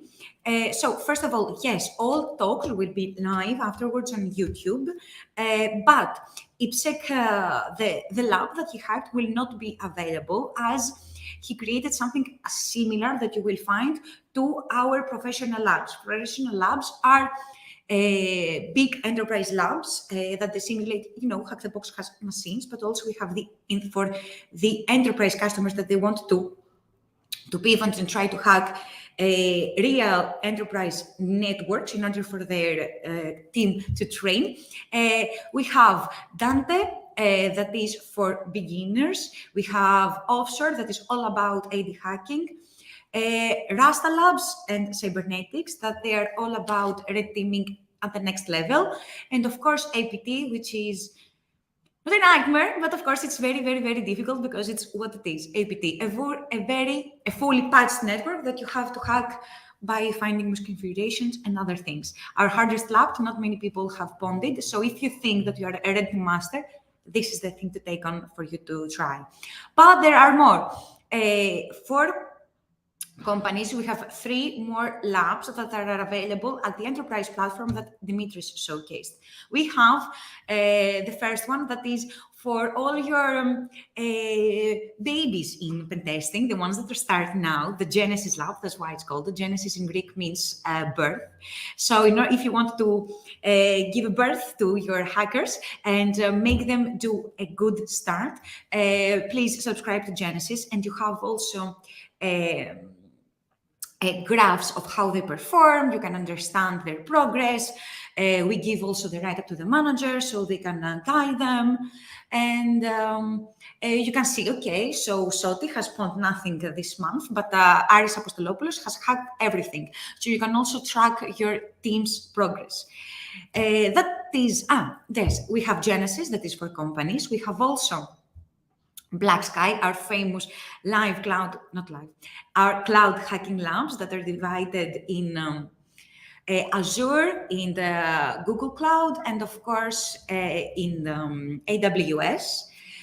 We will have these type of challenges also like Black Sky to the CTF tomorrow, so make sure to join if you want to hack some cloud content. And of course, don't forget that we have a lot of cloud hacking for you now on the platform.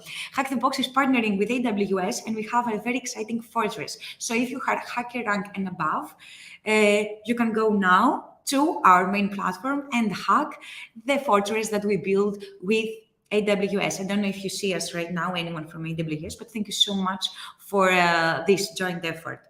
And of course, we have also Breakpoint if you want your developers to learn more about secure coding, or for your professionals that they do white box pen testing. Please go to check out Breakpoint. It is on their enterprise platform. If you want more about enterprise platform, reach out to sales or marketing or info at Hack the Box, or just ping anywhere or even on Discord. Someone will reply. At least me, I'm everywhere. It's time, every day, any day of the year.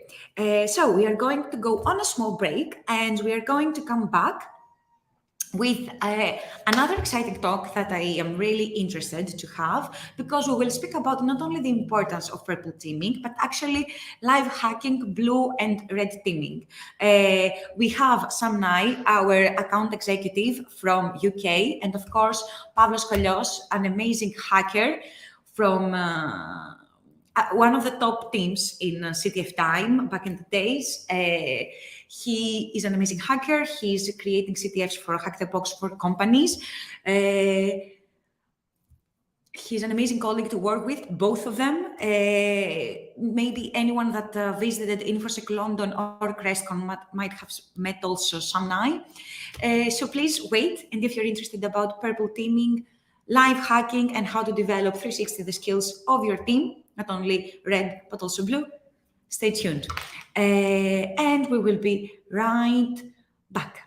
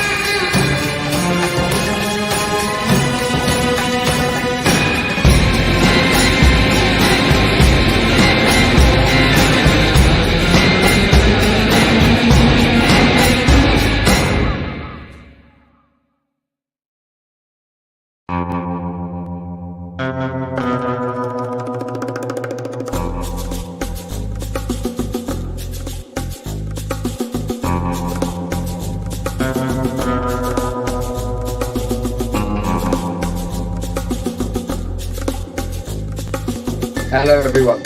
So my name is Sam Nye.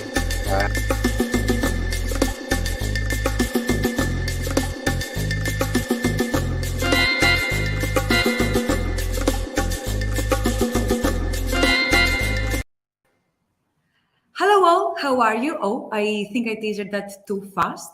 So now we are going to have with us, we have a very nice recording from Sam Nye from our UK offices that he's going to showcase how you can use the platform of Hack the Box for every one of you. If you are a blue teamer, if you are if you're a developer, if anything else, or you have a team like that and you want to train and give more about cybersecurity, to teach them more about cybersecurity, increase their cybersecurity awareness, all these things are going to be unveiled in Sam Nye's presentation right now. An amazing colleague that we have.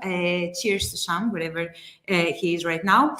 And right after we have his hacking name is Psycho. His actual name is Pavlos Kollios.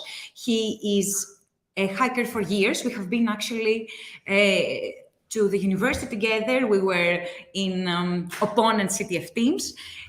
His team is Grey Union, for anyone that is hacking from back in the days. I don't know if anyone from the Grey Union team watches the stream, but thank you so much for your effort and what you give back to the community. And yeah, we have two amazing people that know hacking inside out that are going to showcase how you can use hacking to train developers and blue teamers and purple teaming and all this magic. I'm going to end the stream now. Give me a second. And yeah, I'm going to give it up to Sam and to Pavlos, and I will be right back. Hello everyone. So my name is Sam Nye. I'm a senior account executive at Hack the Box. And for this webinar, we're going to be talking a little bit about some of the content that we produce at Hack the Box and the reasons why. And then more importantly, delving into a live demo, or Pavlos will be taking us through a live demo of one of our challenges that exist on the platform. Actually, I think it was from a previous CTF from last year. So you'll get an insight into the types of content that we produce for the CTFs. So firstly, let's go over some of the basics. Hack the Box is known across the industry for a multitude of reasons. And one thing that we pride ourselves on is the quality of the content that we produce. And this is something that comes up very regularly from our customer base also. There are a few key points that set our content apart. And this is visible across all of the different elements of the services that we provide. So the quality amongst the cloud labs, to the academy, to the individual challenges and machines that we produce remains consistent and always gains some great comments. And there are some key reasons as to why that is. So firstly, everything that we do is built by or built for security professionals by security professionals. So we have a team of extremely talented people that put together the ideas and select the submissions, resulting in some of the most realistic and engaging training content available. These are those who have a plethora of experience in industry and bring all of that experience to the platform. So everything that we produce is created by those who have gone and lived and breathed the things that we are trying to get across in our content in the real world. And that's a really key part there. Everything is real world focused. We react to the latest vulnerability releases, ensuring content is available to help combat things that are again occurring in the real world.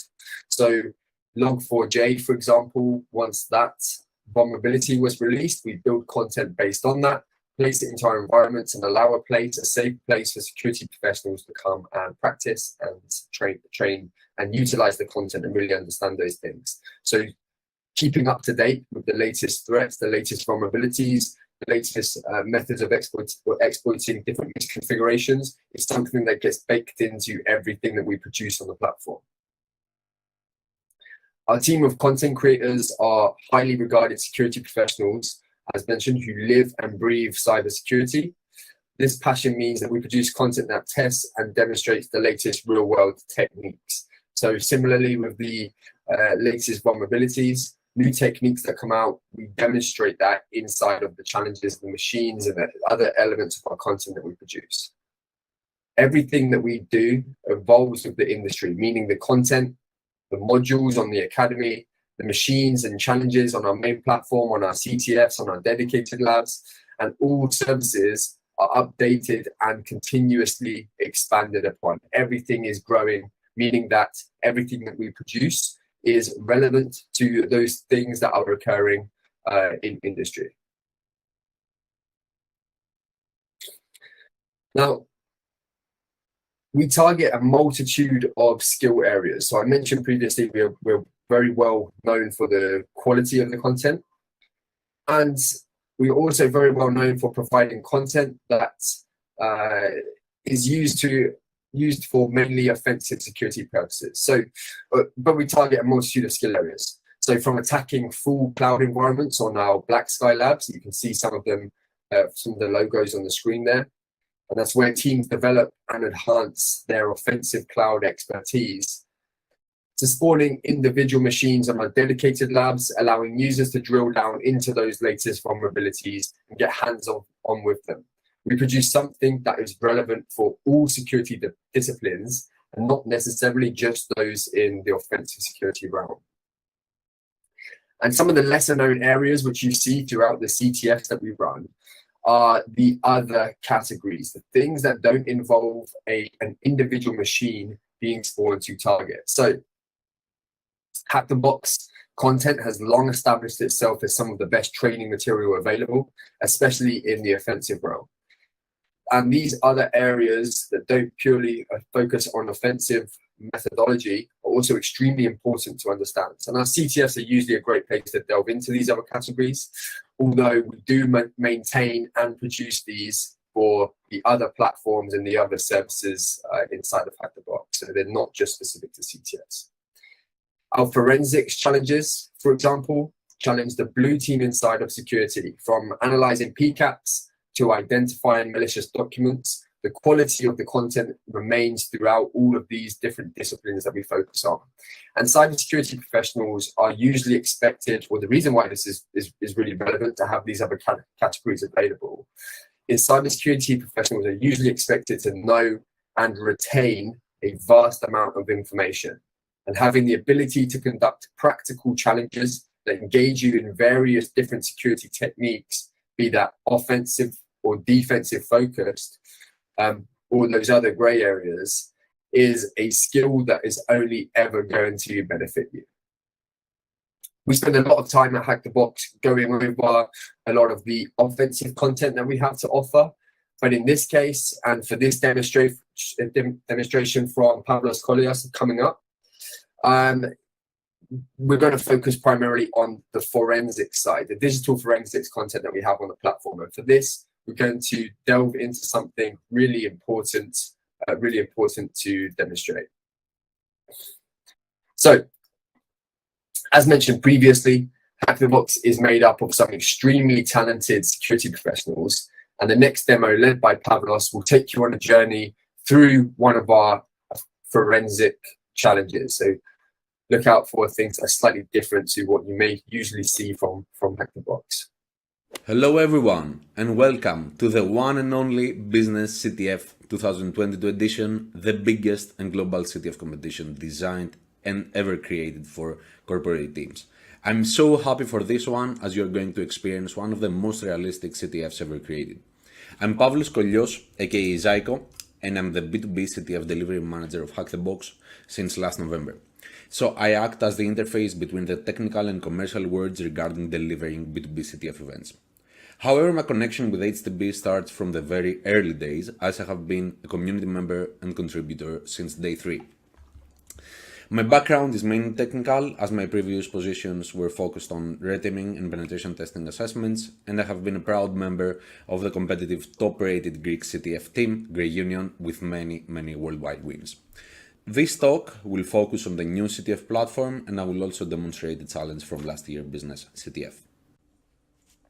Last month, we released the new CTF platform hosted at ctf.hackthebox.com, with many new exciting functionalities and a revamped user interface.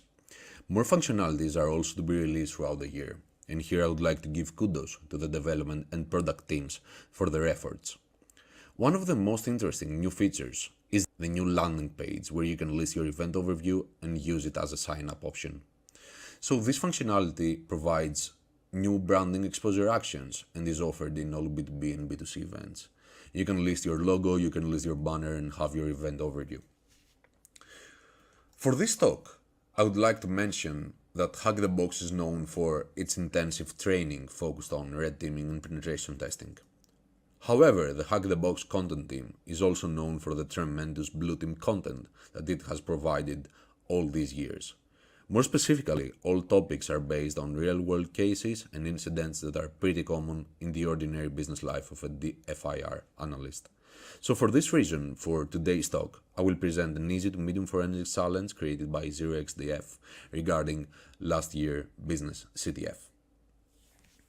So before hopping on demonstrating the bad ransomware challenge, I would like to say that the Pawnbox functionality is fully integrated to the CTF platform as a premium offering. Pawnbox is our in-browser powered security virtual machine.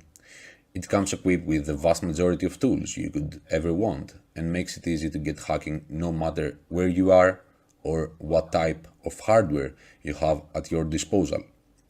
As you can see, the whole integration is pretty seamless. A VM is up and running for you, and you can have your VM in your browser tab. So we are going to join to the CTF platform through the Pawnbox instance.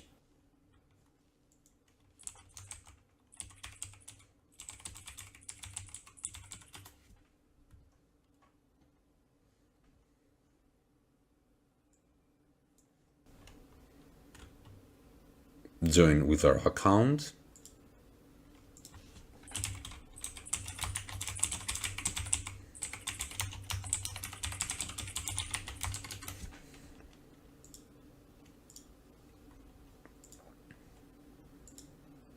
So I use the same account with the main CTF in order to not sign up again. And let's start playing the bad ransomware challenge. So the bad ransomware challenge is an easy to medium forensics challenge that actually targets Microsoft Office malicious files. It's a macro-enabled document. So you can also see the new user interface that we have in the platform. We're going to download the file. I'm actually not going to start and initiate the file just through Microsoft Office. I'm going to be analyzing that manually through Pawnbox. So I'm going to extract that here, and I'm going to open the terminal and start analyzing that. So it's really common for macro-enabled files to download all the tools. It's a great tools library. It's on GitHub. It's really easy to install with pip install, and you have it. I already installed that into Pawnbox. So I'm mainly staking for the VBA tool, which is a great way to actually analyze macros and see if there is any malicious activity. And it's also really easy to just run it, just by running VBA and your file. As you can see here, there is some sort of malicious actions. We can find auto open, and this is something really common for malicious macro-enabled files, because auto open actually allows it to run when you open the file. And we also have the shell function, so it may execute something. We are going to grab all of this and have it on macros txt.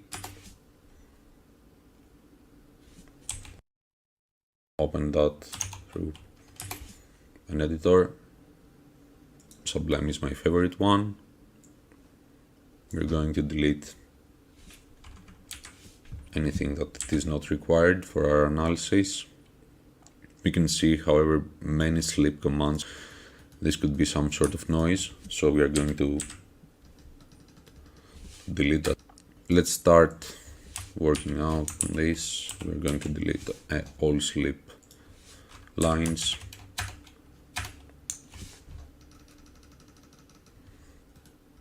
We can see some integer assignment, so maybe stick with a regex here and find 3 digits. Okay, it works. Let's find all. Also, those lines above the integer assignment seem to be a noise. And we also have done, so we can clean that as well.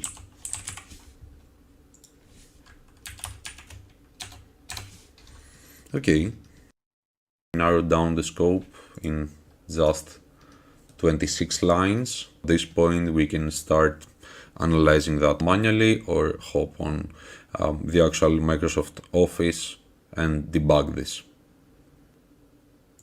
Furthermore, we are also going to delete the first line because it actually imports the slip command and we don't need that anymore. So this is our final macro. We're going to stick to the workstation now that has Office installed on it. I highly recommend to not do that in your main workstation, but do that in a sandbox.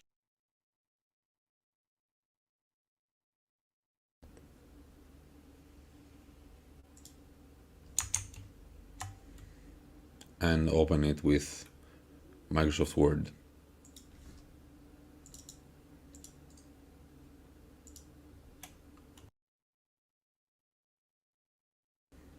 There is a compile error because there is inconsistency regarding 64-bit and 32-bit code.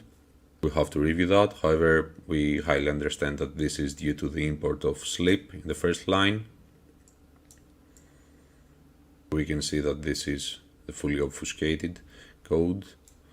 We are going to actually grab the one that we have from Pawnbox instance.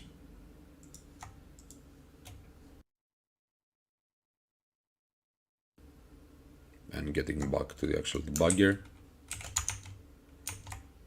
The main thing here is that there is a call cell line, so this is going to execute whatever it has above of it. We don't want that. We actually don't. We want to print what it has.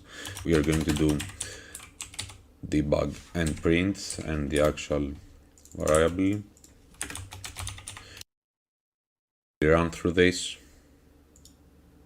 I'm going to zoom in a bit. That the PowerShell command is going to be executed. It's actually obfuscated. It's base 64, so we're having to decode that, but we have some progress. For decoding the payload, we're going to use CyberChef. CyberChef is a great arsenal of tools.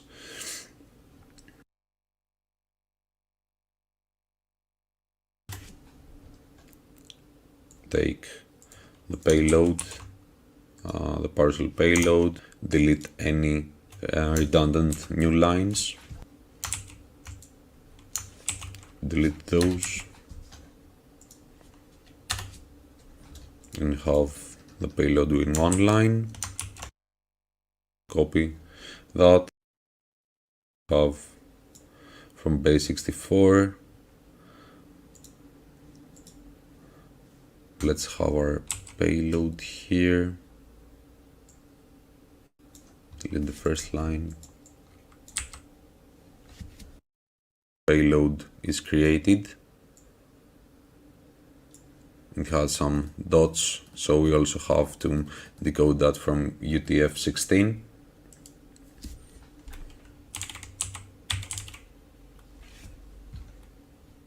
have to do decode text and little endian, bake again, and there is our payload. We can grab this,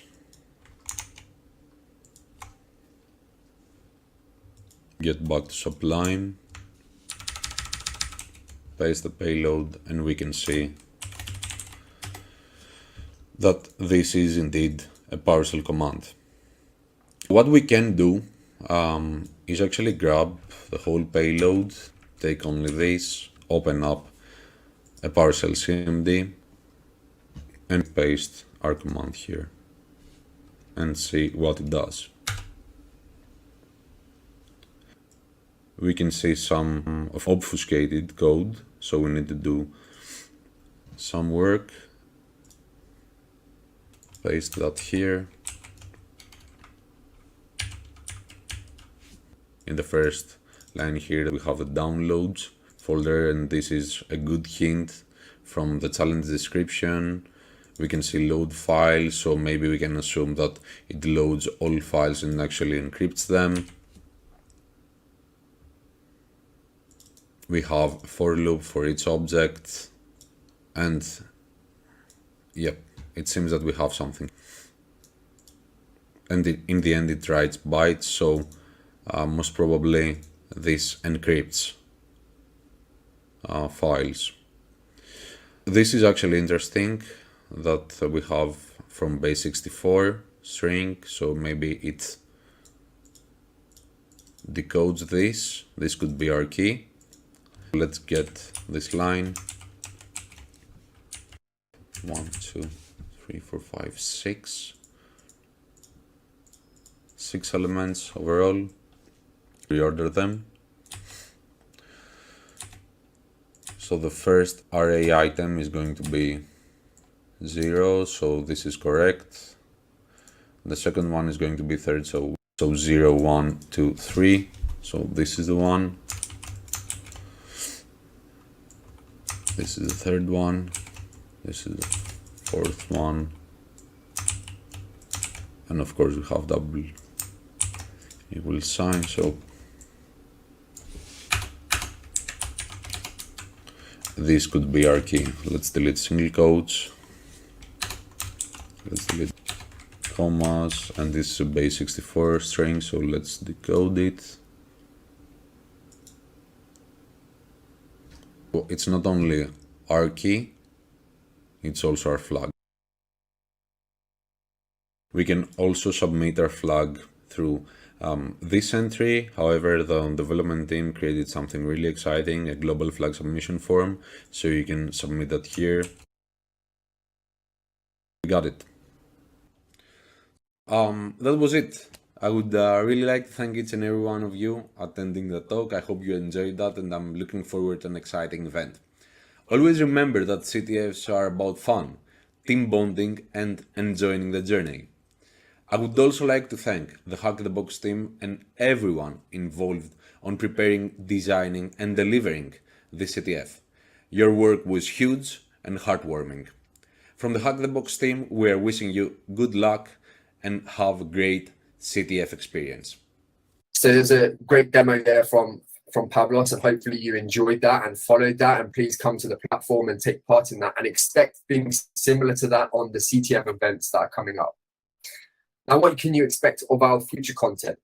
So as the threat landscape continuously evolves, so does everything that we produce. And we are continuously adding new material into our dedicated labs, into our professional labs, our academy, our cloud labs. Everything is being built upon to equip security professionals with the knowledge they require to stay up to date, stay informed, and stay attack ready. So please keep a lookout for the new content coming to the platform.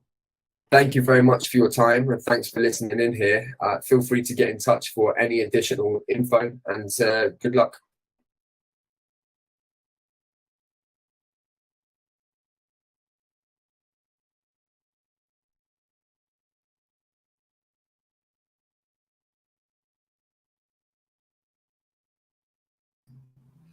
And thank you very much, all of you, for waiting and watching this so interesting talk. If I have something to say from the team, is that some people are battling that the CTFs are not needed or are not real world or anything like that. Well, that is not true, especially to the CTFs that Hack the Box creates and delivers for different companies around the world. For example, we have the case of Datadog that we had to do an actual red and blue CTF. They had to find things on their database, on the Datadog scheme, and then hack them and all things related to that. So if you want, make sure to hit a question or a query to our sales team if you want a CTF for your team, or just play the Hack the Box CTFs. There are hundreds. We do CTFs in conferences, and we will do a CTF in DEF CON. Plus, we will be at Black Hat US if anyone is there for DEF CON as well. So we will be there at Black Hat US with some hacking challenges there if you want to try. We will be at DEF CON having a Space Casino CTF.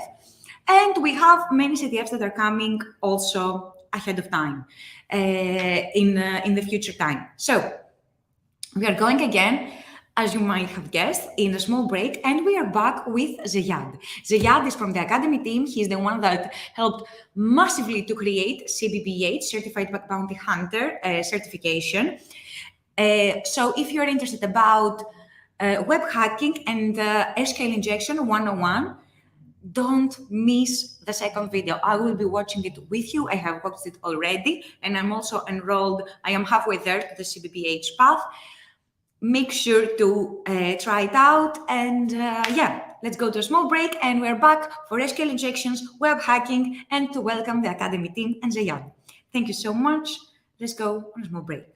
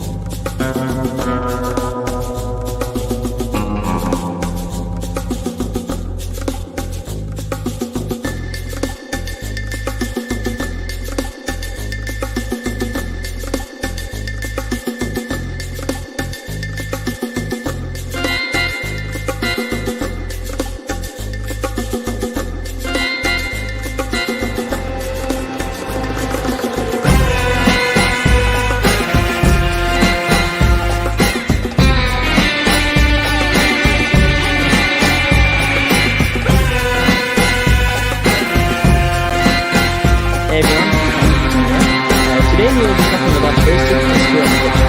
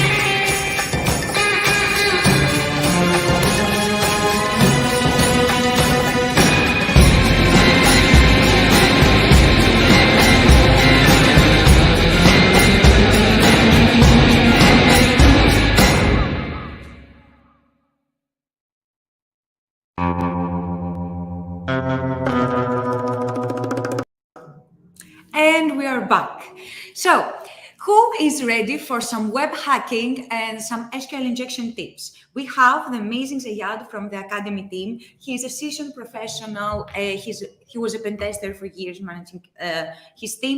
He has been working with Dimitris Bouyoukas and Mr. Ben and the rest in the team of Academy, creating certifications, modules, and guided training for everyone. So please watch this talk. If you're interested about hands-on hacking and web hacking, now is the time. So please all welcome Sayad and his amazing talk about web hacking and Academy. Give me 1 second. And yeah.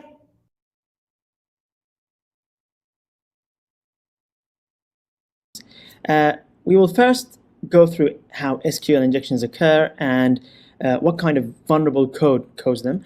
And then we will go over some examples of how to exploit them using very basic techniques. And finally, we will end up with how we can patch this code. We will go through this entire process from a code review / secure coding perspective, so that we can understand how it occurs from a developer point of view, and how we as attackers can leverage all of the vulnerabilities and mistakes to manipulate the SQL queries. So we will be going over it through the SQL injection fundamentals module, which is part of the bug bounty hunter path and the junior penetration tester path. And we will start with the union injections section, which covers the first type of injections that we want to cover today.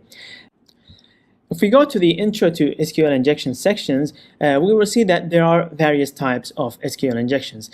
And very basically put, we have in-band SQL injections, blind SQL injections, and out-of-band SQL injections.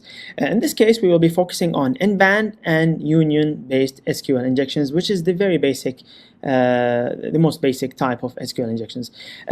Other than that, we can also leverage something called an error-based SQL injection. So even if we cannot somehow get the output of the query, we can utilize errors if errors are enabled.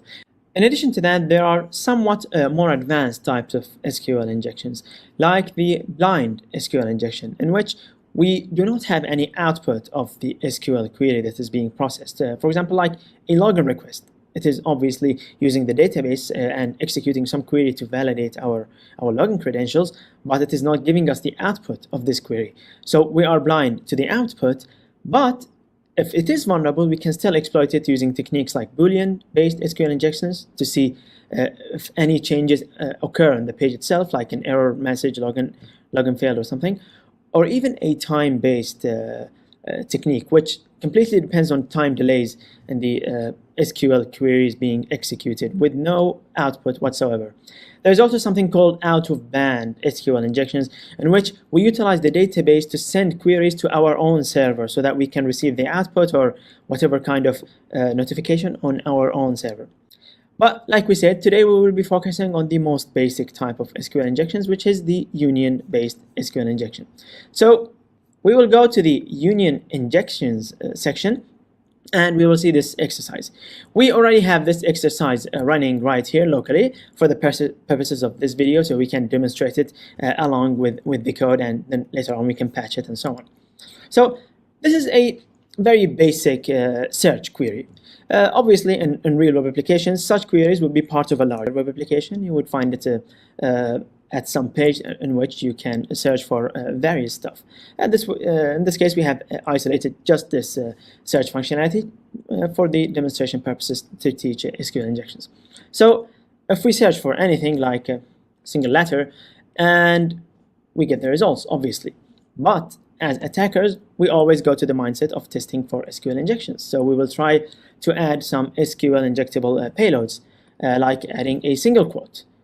And in this case, we see that it gives us an error and the query fails, which indicates that we somehow manipulated the SQL query and may have caused an error and an issue that worth investigating. Obviously, in some more complicated cases, we may not be able to just inject a single quote or something and cause an error, but we may have to fuzz using a word list of SQL payloads and then just run through various possible payloads that may cause an error. Or we can use an automated application like SQL map, which we also have a module that covers, and it will just go through various payloads and try to exploit this vulnerability. Obviously, it is very important to understand how these vulnerabilities occur so that we can manually exploit them, and for very advanced cases, this would be perhaps the only way of exploiting such vulnerabilities, as common payloads and applications like SQL map would not work.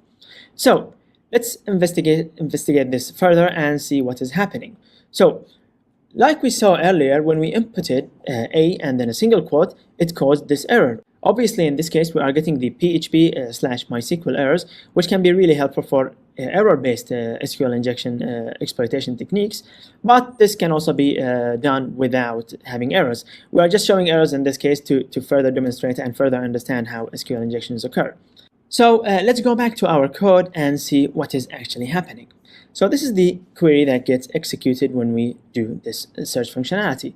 We see that it gets the port code from a GET request. This is PHP code, and we see here port code and whatever input parameter we have.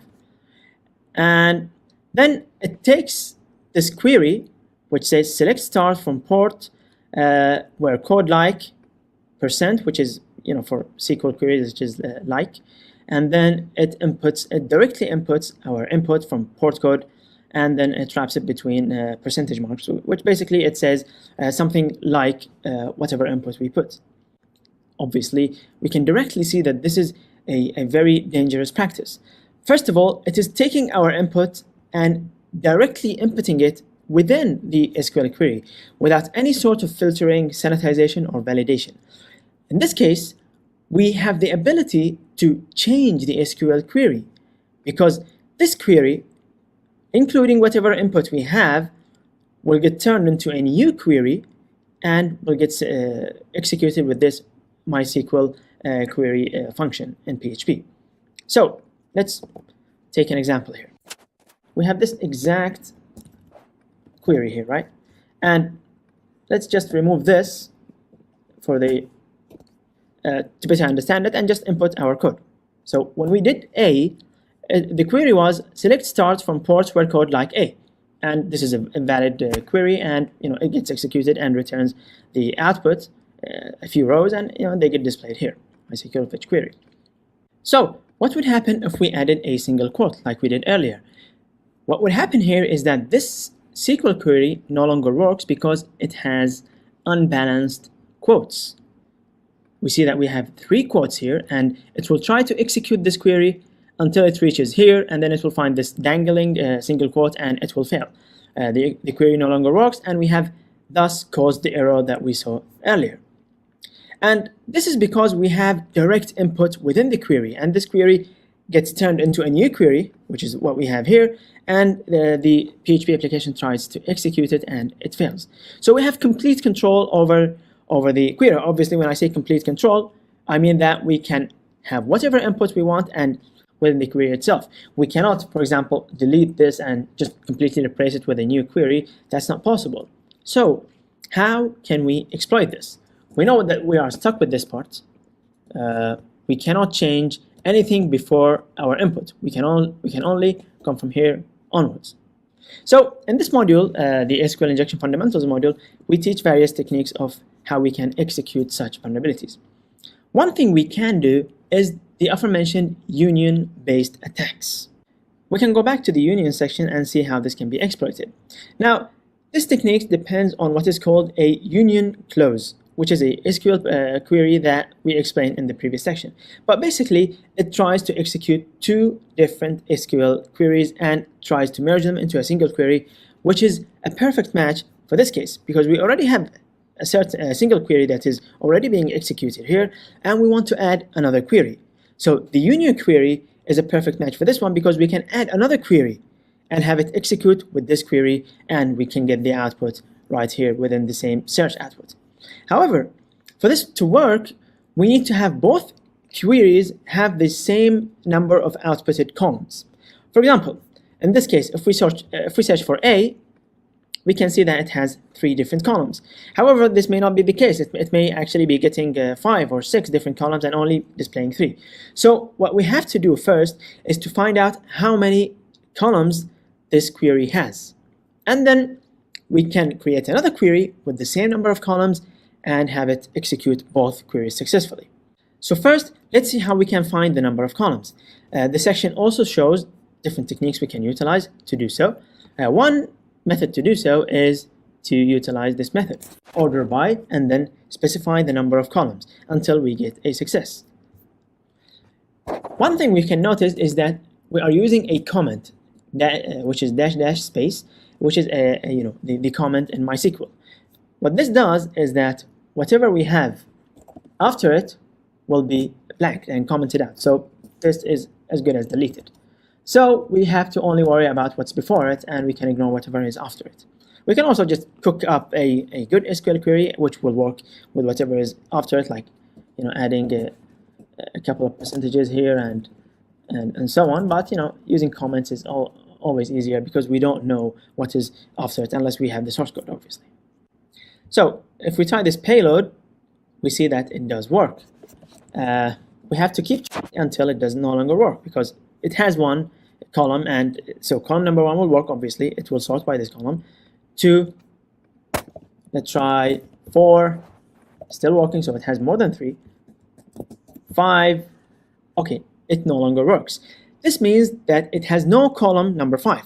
So we can deduce that it has 4 columns, and the new query that we will use with the union injection, which we will get into in a bit, has to have 4 different columns. There's another technique we can use, which is the union select. We can just do A and union select 1, 2, 3. This will not work because it is trying to, the current query we have, we just found out that we have 4, but it is trying to union between a 4-column query and a 3-column query, which would not work. So we have to keep trying until it works. So the previous one, we have to keep trying until it does not work, until it stops working, because it cannot sort by column number 5, for example. In this case, we have to keep trying to unionizing with another query until we find the correct number of columns. So if we try 4, it should work as we expected. So what we have found out so far is that the original query that is being executed has 4 different columns. So now we have to create another query that has 4 different columns and use the union clause to execute both queries. So as we mentioned earlier, we are trying to exploit this application, and we are trying to change the original query that is being executed, and we are trying to add our own query, and hopefully we can get some new information displayed here. So with that in mind, let's see how we can create another SQL query and execute both of them using the union clause. To do so, we can use the same payload that we just used to find out the number of columns. We can just do A and then inject a single quote and then use the union SQL operation and then add our new query. So it's very basic. We already have one query that is being executed, and this is our new query that we are injecting, and we should be able to get its output. Before we go into finding out the different tables and so on, we can start by doing something like @add version, which is a SQL MySQL command that should work without specifying a table. So we can do union select @add version 1, 2, 3, 4. We have 4 different columns, so it should work, and we don't even need a table name. We see that the last row changed to 2, 3, and 4, which is the whatever input that we earlier used, 1, 2, 3, 4, and we see that 2, 3, and 4 were displayed here. So we can use any of these parameters to inject a new query that we want. Earlier we did @add version and parameter number 1, but this is obviously not being displayed, so it's not a very good choice. So let's go with number 2 and see what happens. And we see that we did indeed get the version of the MySQL database that is being run, and we have successfully executed an SQL query. Now, the module covers various techniques and SQL queries we can use to find out all different tables available in the database, and the database name, and then also all different rows available in a single table, so that we can create our own customized SQL queries, so we can fetch the exact row we want from the exact table that we are looking for. You can refer to the module for all of these details, but for this case we will just use our cheat sheet and try to find the the SQL query that we are looking for. List all tables in a specific database. This is exactly what we want. We can just copy it and try to use it here. So we can just use search and see what happens. And it says credentials, pages, posts, and framework. So we have 4 different tables in the database. So perhaps we want something from the credentials table. So let's see all different rows available in this table. We can once again use this query, which says in the cheat sheet, list all columns in a specific table. Okay, and we can just search, and then it says username and password. Okay, so now we know that we have 2 different columns, username and password, in a table called credentials and the database called dev. So we can do union and then add our new query, select to username password from dev, which is the table we have to specify, because which is the database. It could be in a different database, and then credentials. Then we can just comment it out and do search. And we can see that we are able to view the different credentials that were found in this database. So we have been able to successfully subvert the original search function SQL query and add a new SQL query that we executed to reveal some sensitive data from the database, which in this case is the credentials, username, and password hashes. Finally, we want to see how we can patch this code and turn it into a code that is safe against such basic exploitations. We can go to the mitigating SQL injection section, and we can see various techniques we can use. The very first technique we can use is input sanitization. We should always make sure that we remove any unsafe characters from the user input. In this case, it shows us how we can use this PHP function to remove these characters. Of course, in other frameworks, there are different functions that we can use, but in this case, let's try to use this function and remove any potentially dangerous characters that may be in the user input. So instead of directly inputting the user input within the SQL query, let's try to sanitize it first. So we can use the same thing from the section that we copied, and then replace the parameter with our own. Finally, we can use the input within the SQL query. Save it, and let's try again. Inject, doesn't work, and the normal functionality works. So this is one way to ensure that we cannot input any unsafe characters within the SQL query. And this is a built-in PHP function just for MySQL sanitization. Another thing we can do is use input validation. If we were looking for an email, for example, we can validate that it is actually in the email format. For example, we can use regex, and we can use various PHP functions or Node.js and JavaScript functions to validate that this is actually an email. In this case, we are using a search function, so we don't have a single pattern, so we cannot actually validate what is being written. The final thing I want to discuss is parameterized queries, which is something that we should always do whenever we do SQL queries, either it is in PHP, JavaScript, or any other framework. What we have been seeing so far is that we take our input and directly input it into the SQL query, which is a very unsafe practice because it leads to injections. This is not only unsafe for SQL queries, but also for command injections and all other types of injections. They always occur because we try to input a user input directly within the command that we are trying to execute. So we always suggest to use parameterized queries to avoid injections. So as the example shows, what we have to do is to first use question marks where we want to place our inputs.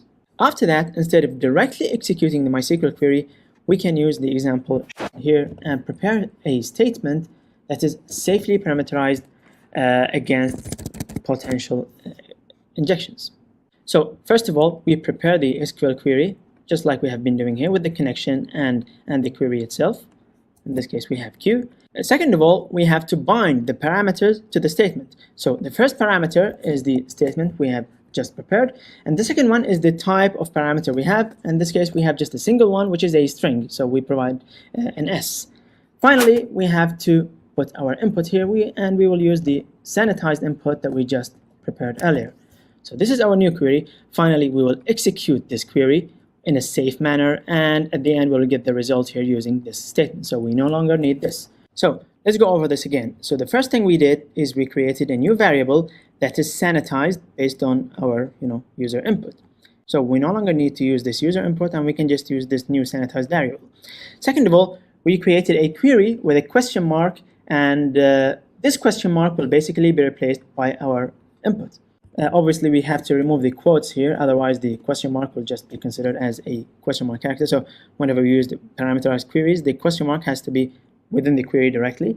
So let's just add the percentage marks characters right here.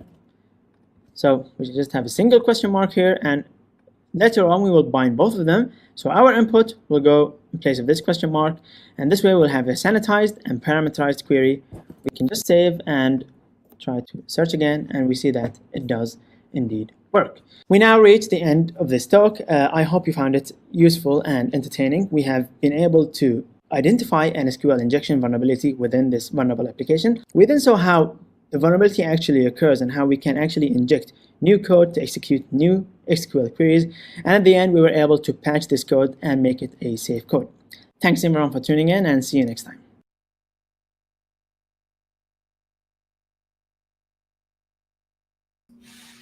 And that was Zayad with Life Hacking 101. Oh, the props, I forgot. Perfect. Yes, and that was Zayad that showcased he did live hacking with the SQL Injection 101. He deep dive in Academy. And of course, the talk is going to be live here on YouTube right afterwards. So anyone can watch it. We're going to go on a very small break, and we will be right back with an amazing presentation by our Head of Customer Success, Tom, who is in our offices in London, and he's interviewing Synopsys and Accenture on how they develop and they nurture their cybersecurity teams. So if you want to hear the leaders of cybersecurity from Synopsys and Accenture, stay tuned. Of course, with him will be our amazing cloud hacking content creator and head of innovation, Igres, aka Ian Austin, to interview the amazing speakers. Thank you very much. We are going to a small break, and we will be right back.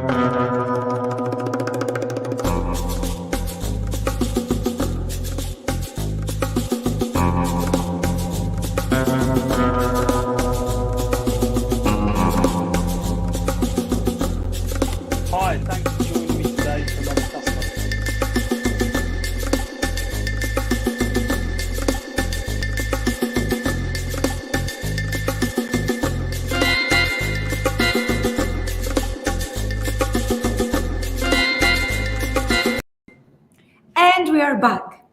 Hello all. Oh, let me change a little bit the layout. So, and we are back. I asked my amazing colleague Apostolo to be here in order to welcome the next group. I think it would be the best if you, Aris, to speak about them. Do you want to introduce who is coming next? Yes, so I had the chance to take a look at the recording, to watch the whole thing. Very interesting information in there, very interesting very insights.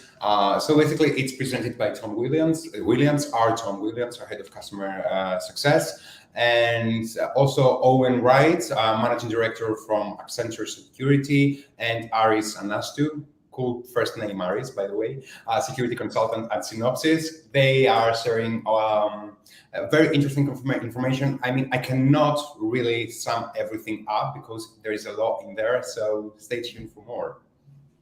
Exactly. And just a note from me, we always want in our business CTF live stream to have an intel from the business, from some leaders in cybersecurity. So you all know more from what is happening on the inside and take info for how other managers are facing the things that are challenging everyone. In UniCTF, we had the professors and students from last year participation. In Cyber Apocalypse, we had all hackers, and now in businesses, we have the businesses speaking about hacking and how they face training. So let's go to Tom. I'm going to add it to the stream. And thanks for joining me today. It started a little bit earlier. And yes, we're going to give it up to Tom. And stay tuned and leave all your questions here, and we will reply them with Aris at the end of the stream. Thank you very much.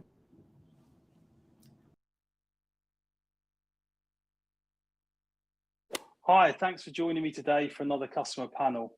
In this session, we've invited some out-of-the-box customers who also happen to be industry experts to join and share their thoughts on something topical and relevant in the cybersecurity industry. Today, we're going to be discussing how we can improve awareness and enhance skills in relation to pen testing cloud environments. And just to set the scene for the conversation, the concept of cloud computing has been around for a while. However, the benefits of implementing cloud services to allow the expansion of web services quickly and efficiently on a platform that's flexible and reliable have possibly become more attractive in the last few years with the greater push to remote working. However, as the use of cloud computing has grown, expectedly, so has the frequency of security breaches, resulting in an increase in demand for cloud security services and the corresponding skills. Securing these types of environments presents new challenges and requires a specialized skill set. So what are the distinctions when pen testing cloud and more traditional environments? And what are organizations doing to acquire, develop, and maintain the skills needed to achieve this? And how widely are they available? And what can you work on as an individual to help develop these skills? So today, I'm lucky to be joined by an expert panel to discuss this topic, and I'll let the panel introduce themselves. Aris, do you want to give a short intro? Yeah, thank you. Thank you for having me here. My name is Aris Anastu. I'm with Synopsys, and I'm security consultant. Pretty much I'm doing any type of work, mostly pen testing in different environments, network pen tests, web pen tests, and lately I've joined, the cloud testing, and it's been so far very useful, very interesting, and I'm keen to do more. Brilliant. Owen. Thanks, Tom. Owen Wright. I'm a managing director at Accenture. I run the pen testing, red teaming, and adversary simulation team in the UK that does all of the technical security testing, all the offensive security, and I have responsibility for pen testing more widely within Accenture. Brilliant. And last but not least, Ian. Thanks, Tom, and hey, everyone. So I work in Hack the Box in the R&D team. We work on lots of very exciting products relating to cloud, blue content, red content, and much else besides. And yeah, that's it from me. So I guess to start the conversation, maybe focusing on the current status of cloud security, I'll put this question to Owen. Are we seeing more organizations seeking to shift their operations to the cloud? And if so, what are the most common challenges that you see organizations facing in relation to cloud security? I think every single organization is, without exception, is moving to the cloud in one way or another. What that looks like for the different cloud, for the different companies can differ, right? Some of them are going all in on cloud as quickly as they can, moving all of their services and their whole operation to a mixture of SaaS, PaaS, and IaaS. Other organizations are taking it more slowly, you know, maybe with a mix of on-prem, hybrid cloud, maybe they've got multiple providers, and a slower transition. But every single one of our customers, every single organization, I dare say, is moving to the cloud or using the cloud in some way or another. Brings quite a few challenges. You know, you've got new configurations, new technologies to deploy and keep up with. There's whole new ways of working that customers or that companies have to adopt. You know, like cloud comes hand in hand with shifts like the move to DevSecOps for application development. You know, so organizations need to shift their ways of working. Need to adopt new technologies like zero trust. You know, and you know, all of the technological changes that brings. And it all comes with, I would say, a shortage of skills at the intersection between deployment and development and security. You know, so there's there's plenty of security specialists, there's plenty of developers, there's plenty of engineers, but the intersection between them all is where there's often a gap. Interesting. And Aris, given the pervasiveness of cloud, do you find that in relation to securing cloud environments, organizations maybe struggle to understand where the cloud service provider's responsibility ends and their own begins? Yeah, so a common question I'm getting is, let's say, if I migrate to cloud, and what is changing for me, and for which things I should care of. That's a common question, and it's half true that cloud gives people security out of the box. It's not mostly true, but most of the companies believe that if you are in the cloud, or you become secure or more secure. But the way that works is that the cloud provider will secure some things for you, and then you are responsible for securing anything else. And there have been some interesting models of about the responsibilities when a company goes to cloud, like the shared responsibility model or the split one. But if I had to give an example, I would say the physical security is only from the cloud provider. But if we are talking about data security, in most of the services, infrastructure as a service, platform as a service, and software as a service, it's more of a customer responsibility. And maybe in software as a service, we can say we have some shared responsibilities. So it takes time to understand your responsibility, and clients need to be more mature in order to understand what they need to do and what they need to change in their culture when they go to the cloud. So I guess in organizations that's maybe just you know, starting to make that change could be quite a confusing time for them. And I think, you know, it would be really interesting, particularly for those seeking to develop their skills in this area, to spend some time maybe discussing the differences between pen tests in a cloud environment compared to a more traditional environment. And Aris, from a pen tester perspective, how does operating within a cloud environment differ from a more traditional one? And, you know, for example, in relation to methodologies and determining what's in scope?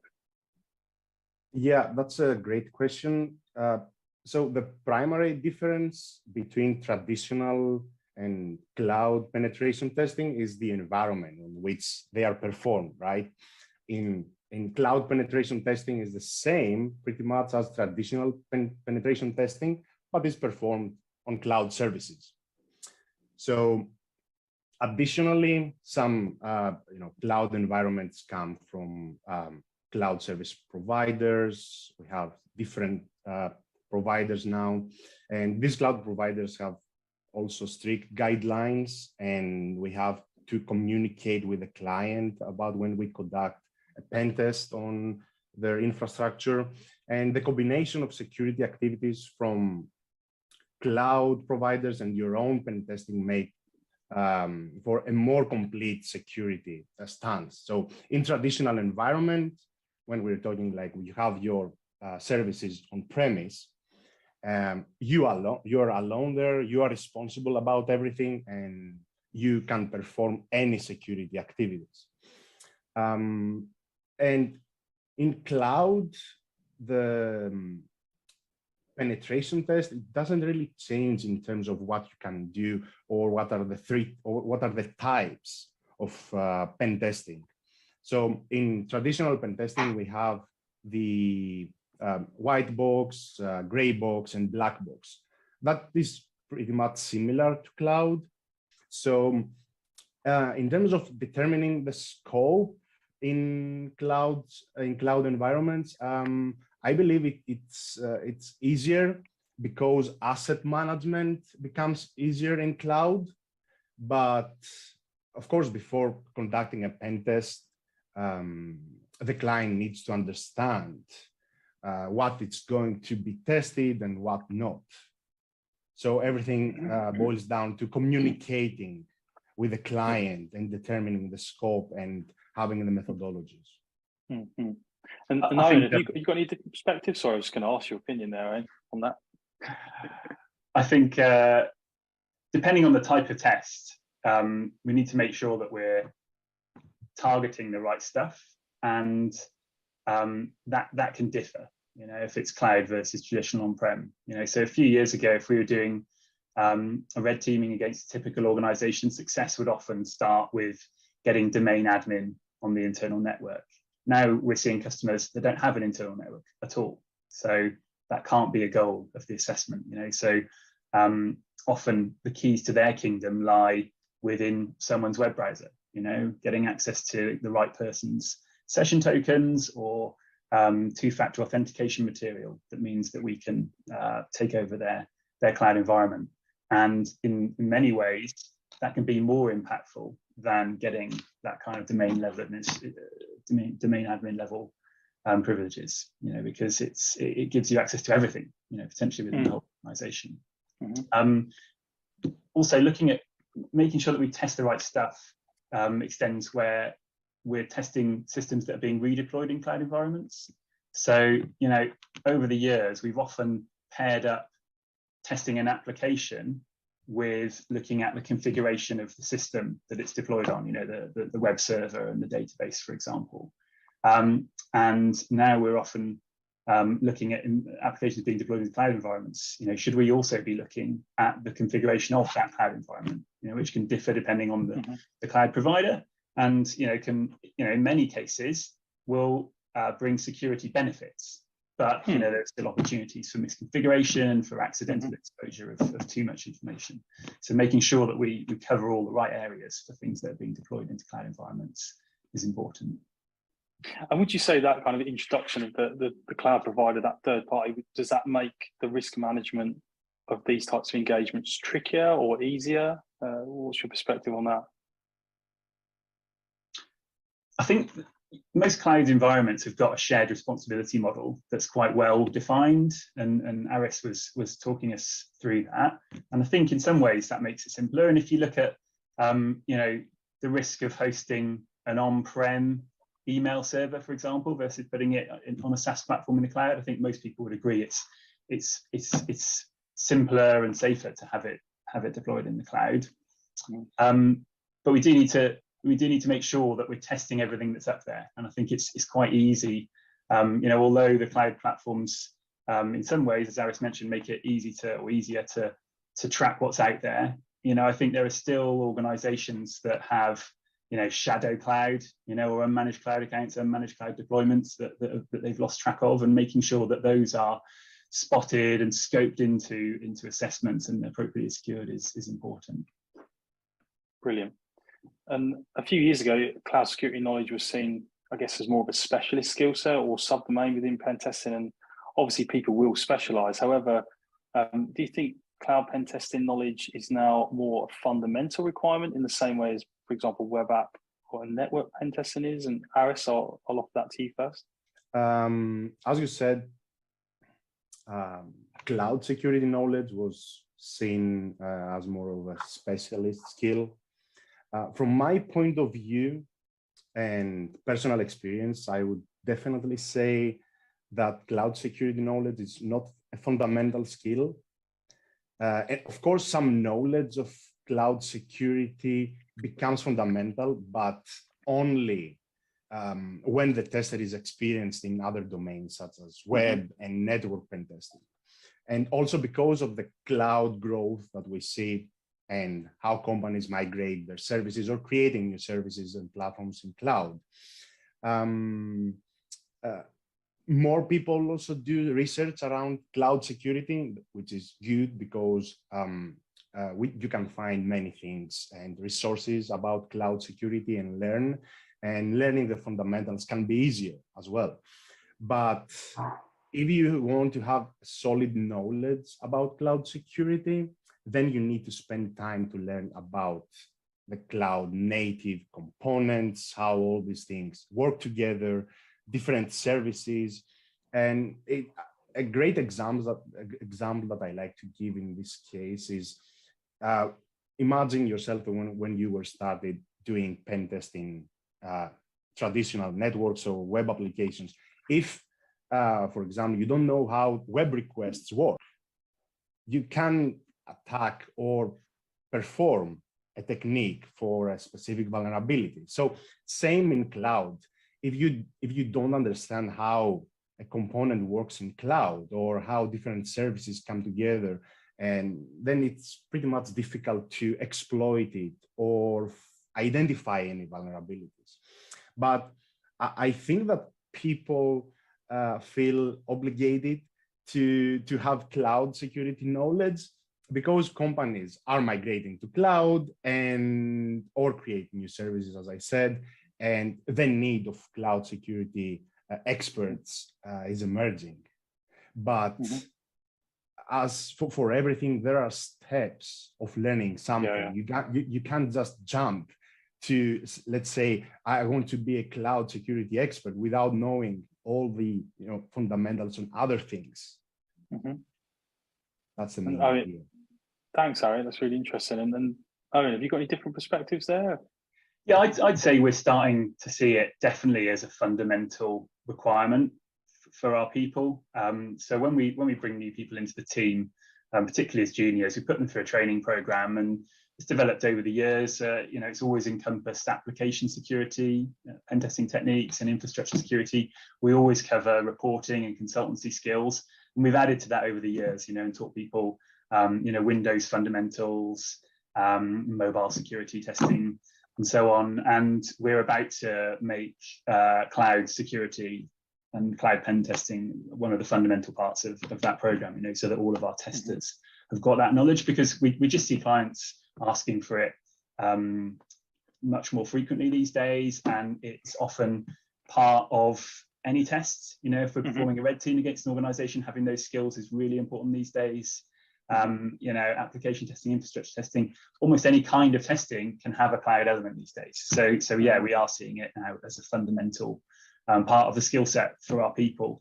And there's lots of information out there. The cloud providers all have their own training and certifications, and we've invested also through specialist training providers that can give our people the ability to learn how to attack that kind of environment as well.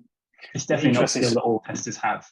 Yeah, interesting perspective there. So I guess for someone obviously starting out in pen testing, you need to kind of go through the different steps and learn the fundamentals. But for someone coming in at a level where they're expected to be an expert, then it would be more likely considered as a fundamental requirement. That's quite interesting.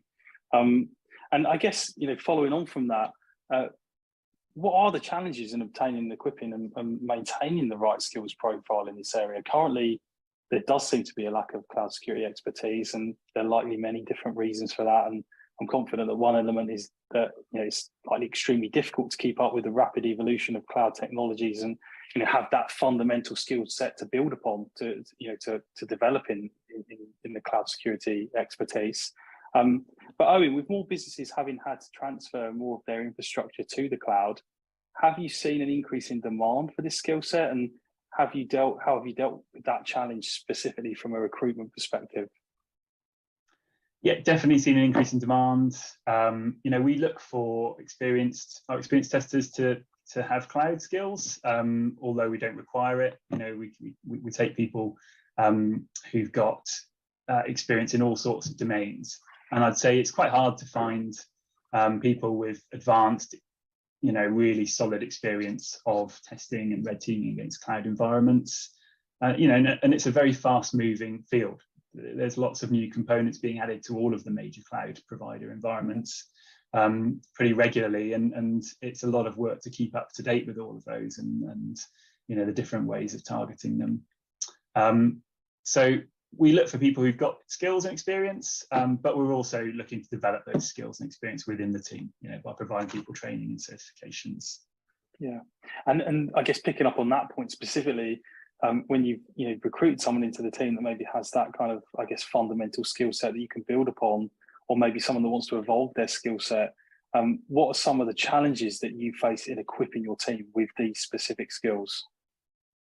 Yeah, I think one of the advantages of cloud is that you can get quite easy access to technology. You can often sign up for a free account, and then there's lots of tooling that will do an automated security audit of a cloud environment for you. And a lot of people can practice that and learn that for free or nearly free using a cloud account. The bit that we need to develop with our people is taking some of those findings that will come out of a good practice review and automated tooling, and being able to actually get hands-on experience of exploiting them. That's the key bit, is going from being able to audit the cloud environment to being able to actually target and exploit within, obviously, the boundaries of what you're allowed to do, target that environment. And things like lateral movement within cloud environments on red teams. That's something that we really need our people to be able to practice on a realistic, as realistic as possible scale environment that's not a customer environment, right? Because we need to be able to train and practice off customer. Yeah, it makes a lot of sense. And from your perspective, Owen, what do you think needs to change for this skill set to become more mainstream and readily available? I think it will happen naturally, as more and more organizations demand it and need it, the skills will develop, and the skills are already there to an extent. It's just a case of developing more people with them and keeping them current. I think more availability of in-depth training and a better understanding of the ways to attack cloud environments is really useful, and something that we're looking to provide as many of our people with as possible. Yeah, and Aris, what would you recommend to someone who's maybe watching this and is already a pen tester that wants to develop their knowledge of cloud security? Have you got any tips? Yeah, so the first thing that I'm saying to everyone is just start simple. Don't complicate your lives. Read about cloud services. Every cloud provider can have different terms for their services, but the concept is pretty much the same. So start by reading and understanding those different services and components, and how these work together. On cloud, it's, I would say, more challenging or harder to just say I'm going to build a lab on my own and have all those components and test several things. But as Owen said, also you can have a free tier account and spin up some services, do some research, play with the components and have a better understanding, because building and exploiting is the best way of learning something, right? And also then try to understand how you can mitigate the risk. And it is possible, and the good thing for the individuals, the cost of building something is very low. So then you can use some services thanks to virtualization, I guess, like build something locally and play with it. The feeling for someone not familiar with cloud, it can be the same, but after you understand how cloud operates, it starts to feel different. And of course, finally, if you're working on a company, platforms like HTB can provide, you know, a ready-to-go environment or a playground to upskill and learn pen testing in cloud environments, which is great. And you can get to use different tools, also build your own tools and try different techniques. So that is great. That's my advice for someone that wants to start and upskill. Yeah, I think there's just a lot of knowledge to absorb and a lot of ground to cover to become specialized in this area. You know, you've got numerous, you know, major cloud providers that all have their own idiosyncrasies and different ways of doing things. But then there's all sorts of different associated technologies, you know, like containerization technologies that have got security implications. You know, all of the different technologies relating to DevSecOps, CI/CD pipelines, and getting a handle on all of the different classes of vulnerability and different ways of attacking all of those vendor-specific implementations and different types of components that are commonly within cloud environments. You know, takes a while. There's a lot to learn. And bringing Ian into the conversation, obviously Ian's been heavily involved in creating a lot of the cloud content on the Hack the Box platform. Ian, what's your perspective on this? And have you got any tips for someone wanting to get into the field and specialize in this area? You know, what would you say? Yeah, thanks, Tom. And really just to echo what Owen and Aris have mentioned already, really a lot of the things that you will encounter in traditional environments, as a pen tester, you'll also find in cloud environments. So, you know, knowledge of web apps in traditional environments will also help you in the cloud. You know, as the guys mentioned already, I would definitely also recommend that they create a GCP, Azure, or AWS account. You know, of course, there's also Oracle, IBM, and Alibaba as well. And really just start with the basics. For example, with AWS, they can start by creating an EC2 instance, really identifying some of the settings that aren't necessarily secure by default, such as the instance metadata service, and also looking at storage and S3 buckets and how that can be misconfigured. And yeah, it's also worth looking out. It's also worth checking out the Hack the Box machines, sync, stacked, and bucket, to really, you know, they really showcase some very easy examples of very common AWS technologies. And Ian, from a Hack the Box perspective, what are we doing to help provide relevant content for security teams to develop and maintain skills in this area? So we're kind of, you know, we have got a really good range of content already, I would say. We've got a lot more that's still to come, which I think I'll touch upon later. But, you know, we've already got the Black Sky Labs for GCP, AWS, and Azure. We landed the new AWS Fortress today, which was super exciting. We've also got multiple cloud-based CTF and weekly machines. And yeah, we've also published an interactive, you know, fairly interactive blog on cloud hacking that's suitable for people who are just getting started. So, you know, if you don't know where to start, then, you know, feel free to take a read of that. We can put the link in the comments. And I guess, given what we discussed earlier, given what Owen mentioned with the, you know, the breadth of knowledge that's required of all the different providers, how do we as Hack the Box ensure that our content is industry relevant and up to date and as informed as possible?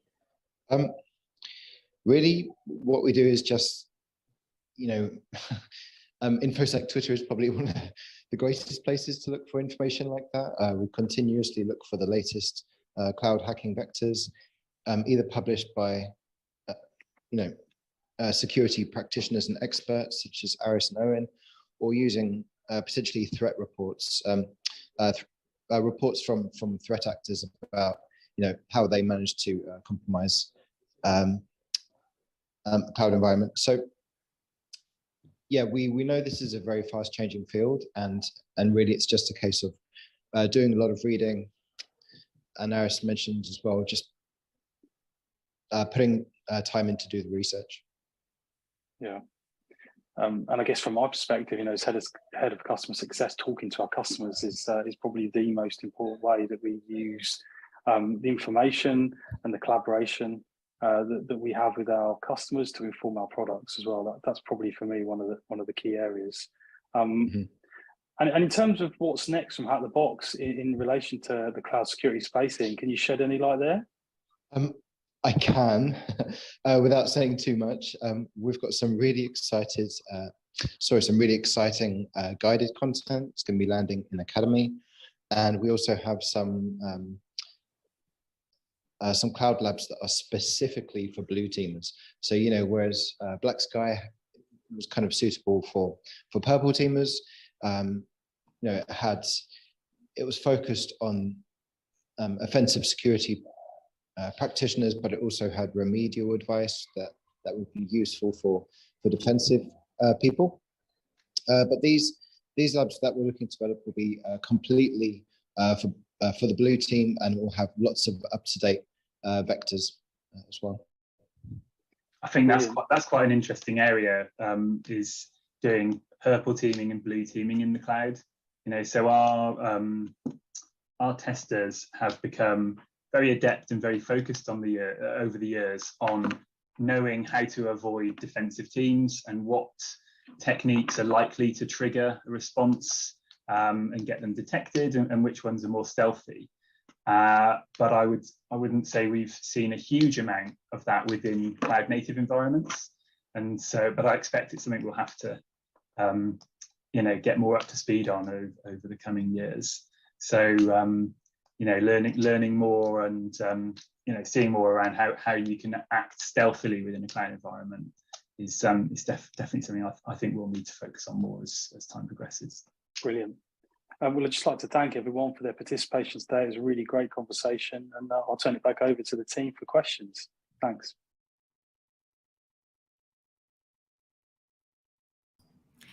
That was the talk that we had with the rest of cybersecurity employees from Accenture and from Synopsys. Now we're going to go on a very small break. I do not know if we have any questions from the chat, and then we will go about cloud and everything they discussed. We have the Black Sky Labs that we said. Of course, we have the AWS Fortress that is free and available for everyone. So all of you that are watching, if you want to try your skills on cloud hacking, please go now to our main platform and play the AWS Fortress. And we'll be right back, and it will be the end of our talks with an amazing talk by our diamond sponsor for the CTF, Sneak, that are going to teach us how to do hacking and bug bounty hunting with Sneak. We're looking forward for it, and please stay tuned. We're going on a very small break, and everyone that is asking how much the breaks are only 2 minutes. So give me 1 second. And we will be right back.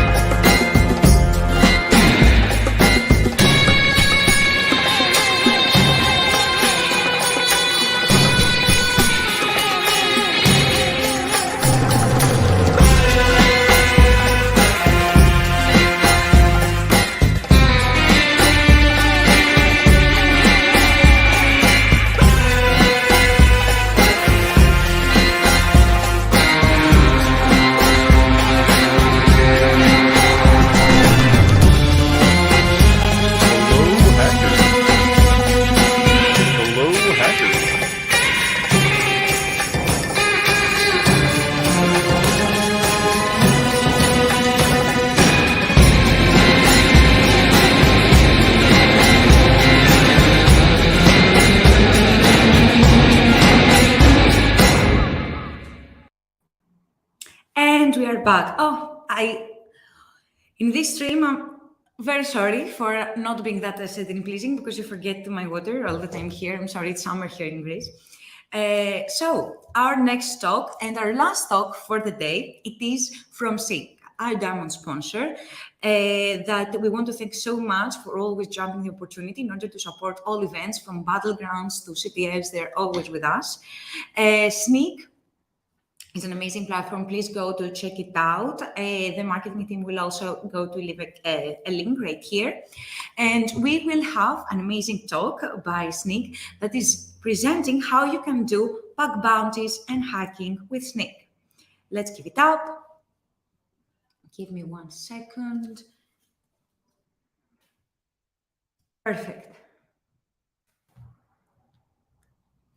And we are up.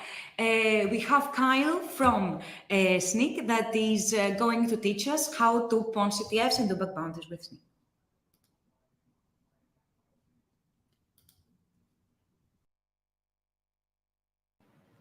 Hello, hackers, and welcome to How to Pawn CTFs and Bug Bounties with Sneak. I'm your host, Kyle Swerow, and I hope your CTF's going pretty well. Let's get right into it. A little bit about what to expect here. First, I'm going to talk a little bit about myself, explain who I am, and then I will give you a real story about bug bounty hunting with Sneak. It is pretty fun. It's actually my first time I've ever used or heard of Sneak. So, lots of pictures, GIFs, and memes, and some unexpected surprises along the way. So without further ado, let's just get into it. Again, my name's Kyle Swerow. You can find me on Twitch and Twitter here. I actually do some Hack the Box episodes live, so shout out to Hack the Box. Those challenges are super fun to do live with people. I'm a senior security advocate at Sneak, and what that actually means is that I work on the SecRel team, so I make a lot of articles, blog posts, live streams, videos, and I try to get the best information out to the folks who need it, decision makers and leaders and executives. So we teach them about all sorts of things, whatever they want to know about. We're very receptive to all topics. So a little bit about myself personally. I'm a programmer. I do like programming. I like Linux a lot. I'm a security enthusiast. I like learning about how things work. And I'm a mentor. I like teaching people who want to learn about technology and, accelerate their careers. Either learn how to be a developer, learn how to be a actual security professional, all sorts of stuff. So I find that exhilarating, and I love watching their careers grow and develop. But you might be wondering, how did I get here? Well, I didn't always know what I wanted to do. Actually, I went into college with a computer science major just because it was something to do with computers, and I knew I liked computers a lot. But that left me wanting a lot more. I was programming for 40 hours a week about stuff I didn't really care about, and the puzzles were interesting. I really liked the puzzles. I liked figuring out how things worked, and it seemed like security would be a natural fit. Luckily for me, my university had a very robust computing security program, so I transferred there and never looked back. So in order to satisfy my thirst for programming, though, I got really involved with hackathons in the hackathon community. That included hosting hackathons and essentially going to hackathons all around North America, mentoring the hackathon organizers and helping the students who are participating. So I've been to over 70 hackathons as a participant or a mentor for the community. And that was a awesome and super rewarding experience. Here you can kind of see what a hackathon looks like. But basically, I've learned a lot of ways to make things, a lot of ways not to make things, and I learned how to work with a ton of different folks. So that was extremely rewarding. As a mentor, I got to teach folks how to solve their problems with code. I found that really gratifying as well. It almost felt like competitive puzzle solving, which I'm also a fan of. Little did I know that scratching this itch would lead me down the path to application security. Before finishing my degree in security, though, apart from being a professional hackathon mentor, I also worked as a systems administrator with a hospital for about 27,000 Windows computers. I couldn't find a good picture of, being a systems administrator for Windows, so we'll have to go with this picture. Thank you to that guy for putting it out there for free. But one more thing that I did that was really interesting, actually, before I graduated, I think was I worked at a cybersecurity e-learning startup that sold to KnowBe4, Kevin Mitnick's company. So I was an infrastructure security consultant too for a multinational media company, and I just really, I got to dip my feet in to a lot of different pools, so to speak. I got to try the waters and see what I liked. So I was really thankful for all of that. I had a ton of awesome experiences doing all of these roles. But then I graduated, and that's where the fun really begins. I started working as an AppSec engineer, and actually, as soon as I graduated, I had a friend message me and he said, "Hey, there's this event going on at the Brooklyn Navy Yard, it's a CTF competition, like in real life, like bug bounty style. And I didn't really know what to expect, but that sounded awesome. And I didn't think anything would really come of it. I thought, I probably would just strike out, but I said yes anyways. And I messaged the organizers back and forth on Instagram because there was a guy like this at the door, and I was like, hey, can I please get in? I have a team. And I had to do all sorts of proofs with them. And then I showed the guy at the door the Instagram DMs, and then he allowed me to come in because I wasn't on the list. And then I was welcome into the Hacker Utopia, which is Hack the Machine. Hack the Machine is the event that I actually discovered Sneak at. Sneak wasn't there per se, but I used them in order to find a lot of vulnerabilities and exploit them. So we'll talk about that actually. As you can see, there are a lot of people in that back room. In that back room is actually the maritime systems room. So if you want to hack on real maritime systems that the Navy has brought in, then you can, and there are bounties for that. There's a board over there that's not visible, but you can see like the television sort of on the right side. And then in the front right by these banners here, you can see that there are 3D printers. So HackerOne, General Electric Aviation, and the Navy hosted this together. Here you can see me all the way in the back, and a buddy of mine, or a buddy of a buddy who flew in from San Diego for this event. So we were working together on a 3D printer, and there's a seminar going on around us, but the organizers set us up in this room, and they told us to hack away. So we focused on the 3D printer track.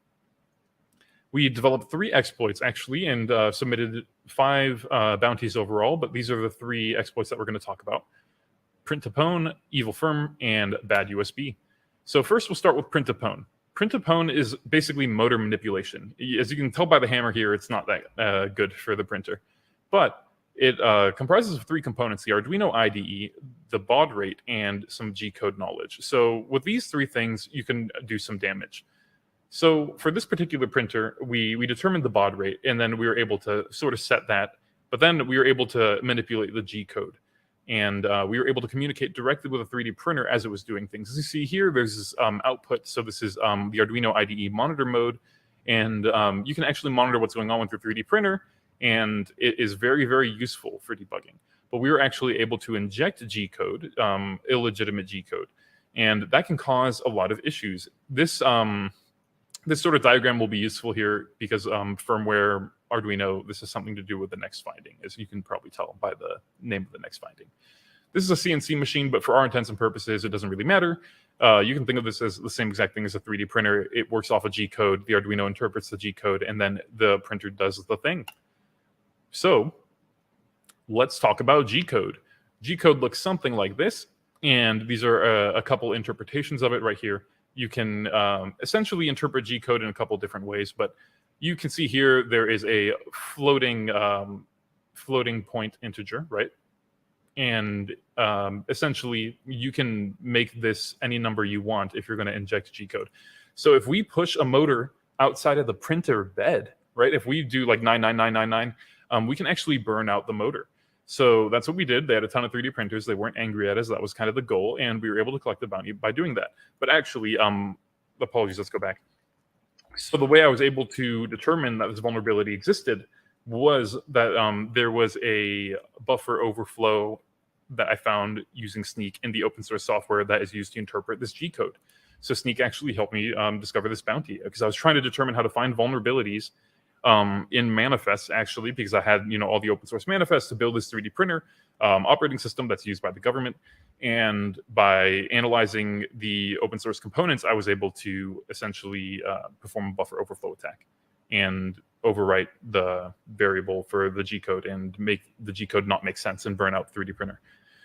So Evil Firm, nothing to see here. Essentially, this comprises of custom firmware, just a firmware hex file, and we just changed the pointer. So we change where the controller is actually looking for the firmware when it turns on, and we point that towards our Evil firmware, and we're able to pwn it.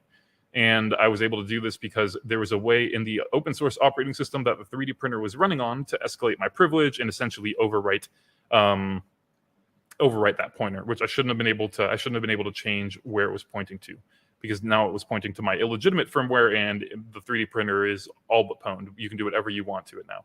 So complete pwnage, it was awesome. And I also found that escalation of privilege vulnerability by using Sneak. Now we're on to the last and final exploit. That is a bad USB exploit, which just means we're making a USB do something it shouldn't. And I coined it Mountain Hack. So we have a little cowboy here, and he's very happy because he's hacking up these, bounties. So essentially, we were able to write to read-only devices by, again, exploiting the open source dependencies that this operating system was running on.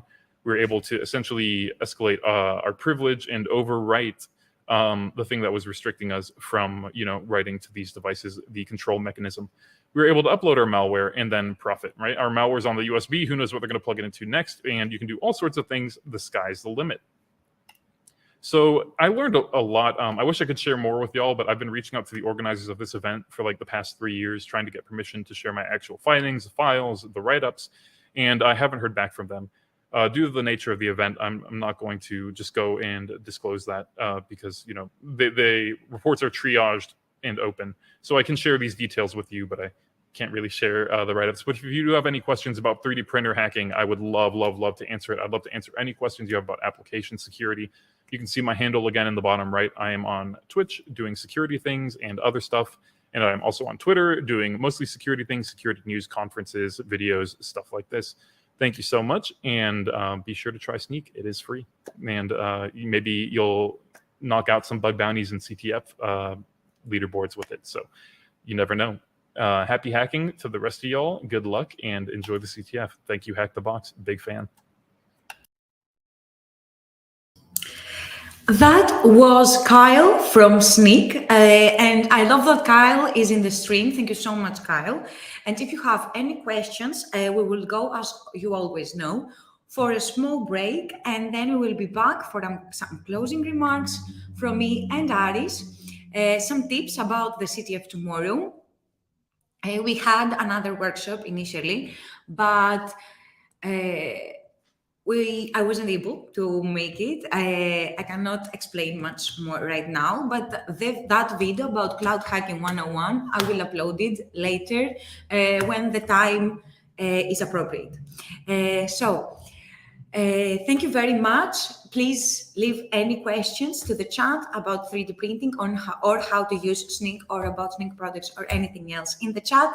We will be on a small break and I will be back with Aris. Thank you so much.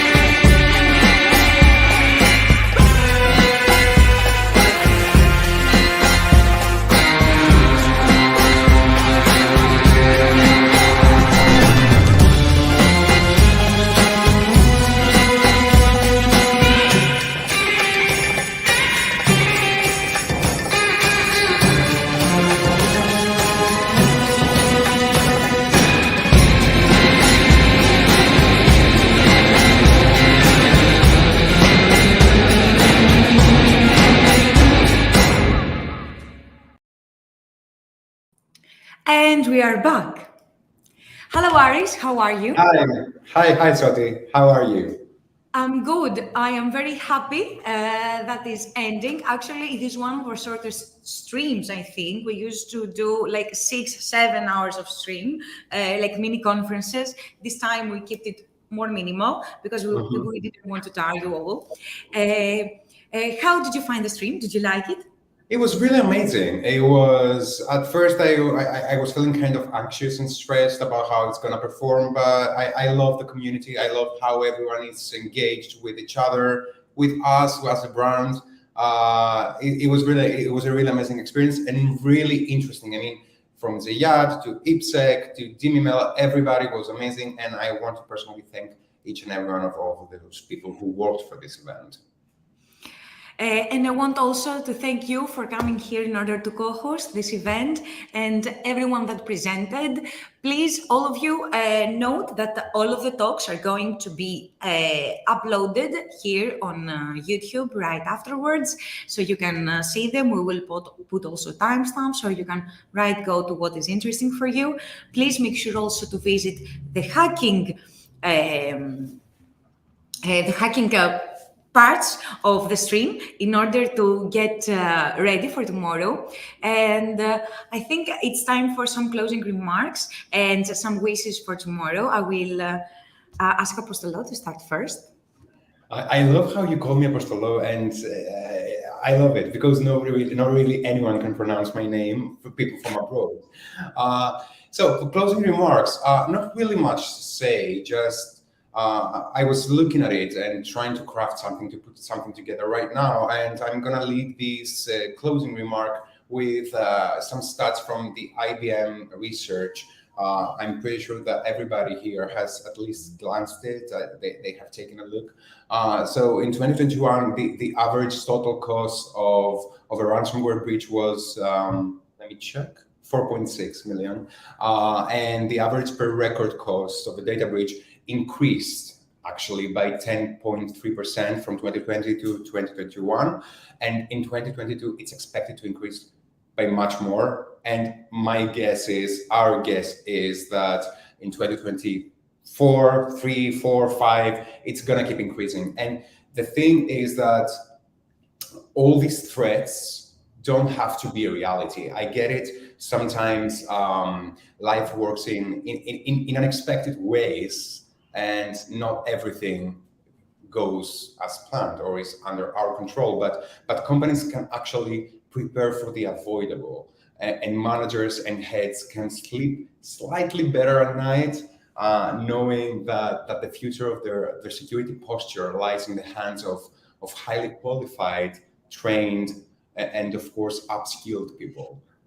That's all. It doesn't have to happen, or it can happen. It might happen, a data breach or an attack or anything, but companies can minimize the impact, the reaction, everything by keeping their people up to speed. And of course, by getting great talent, as we discussed earlier.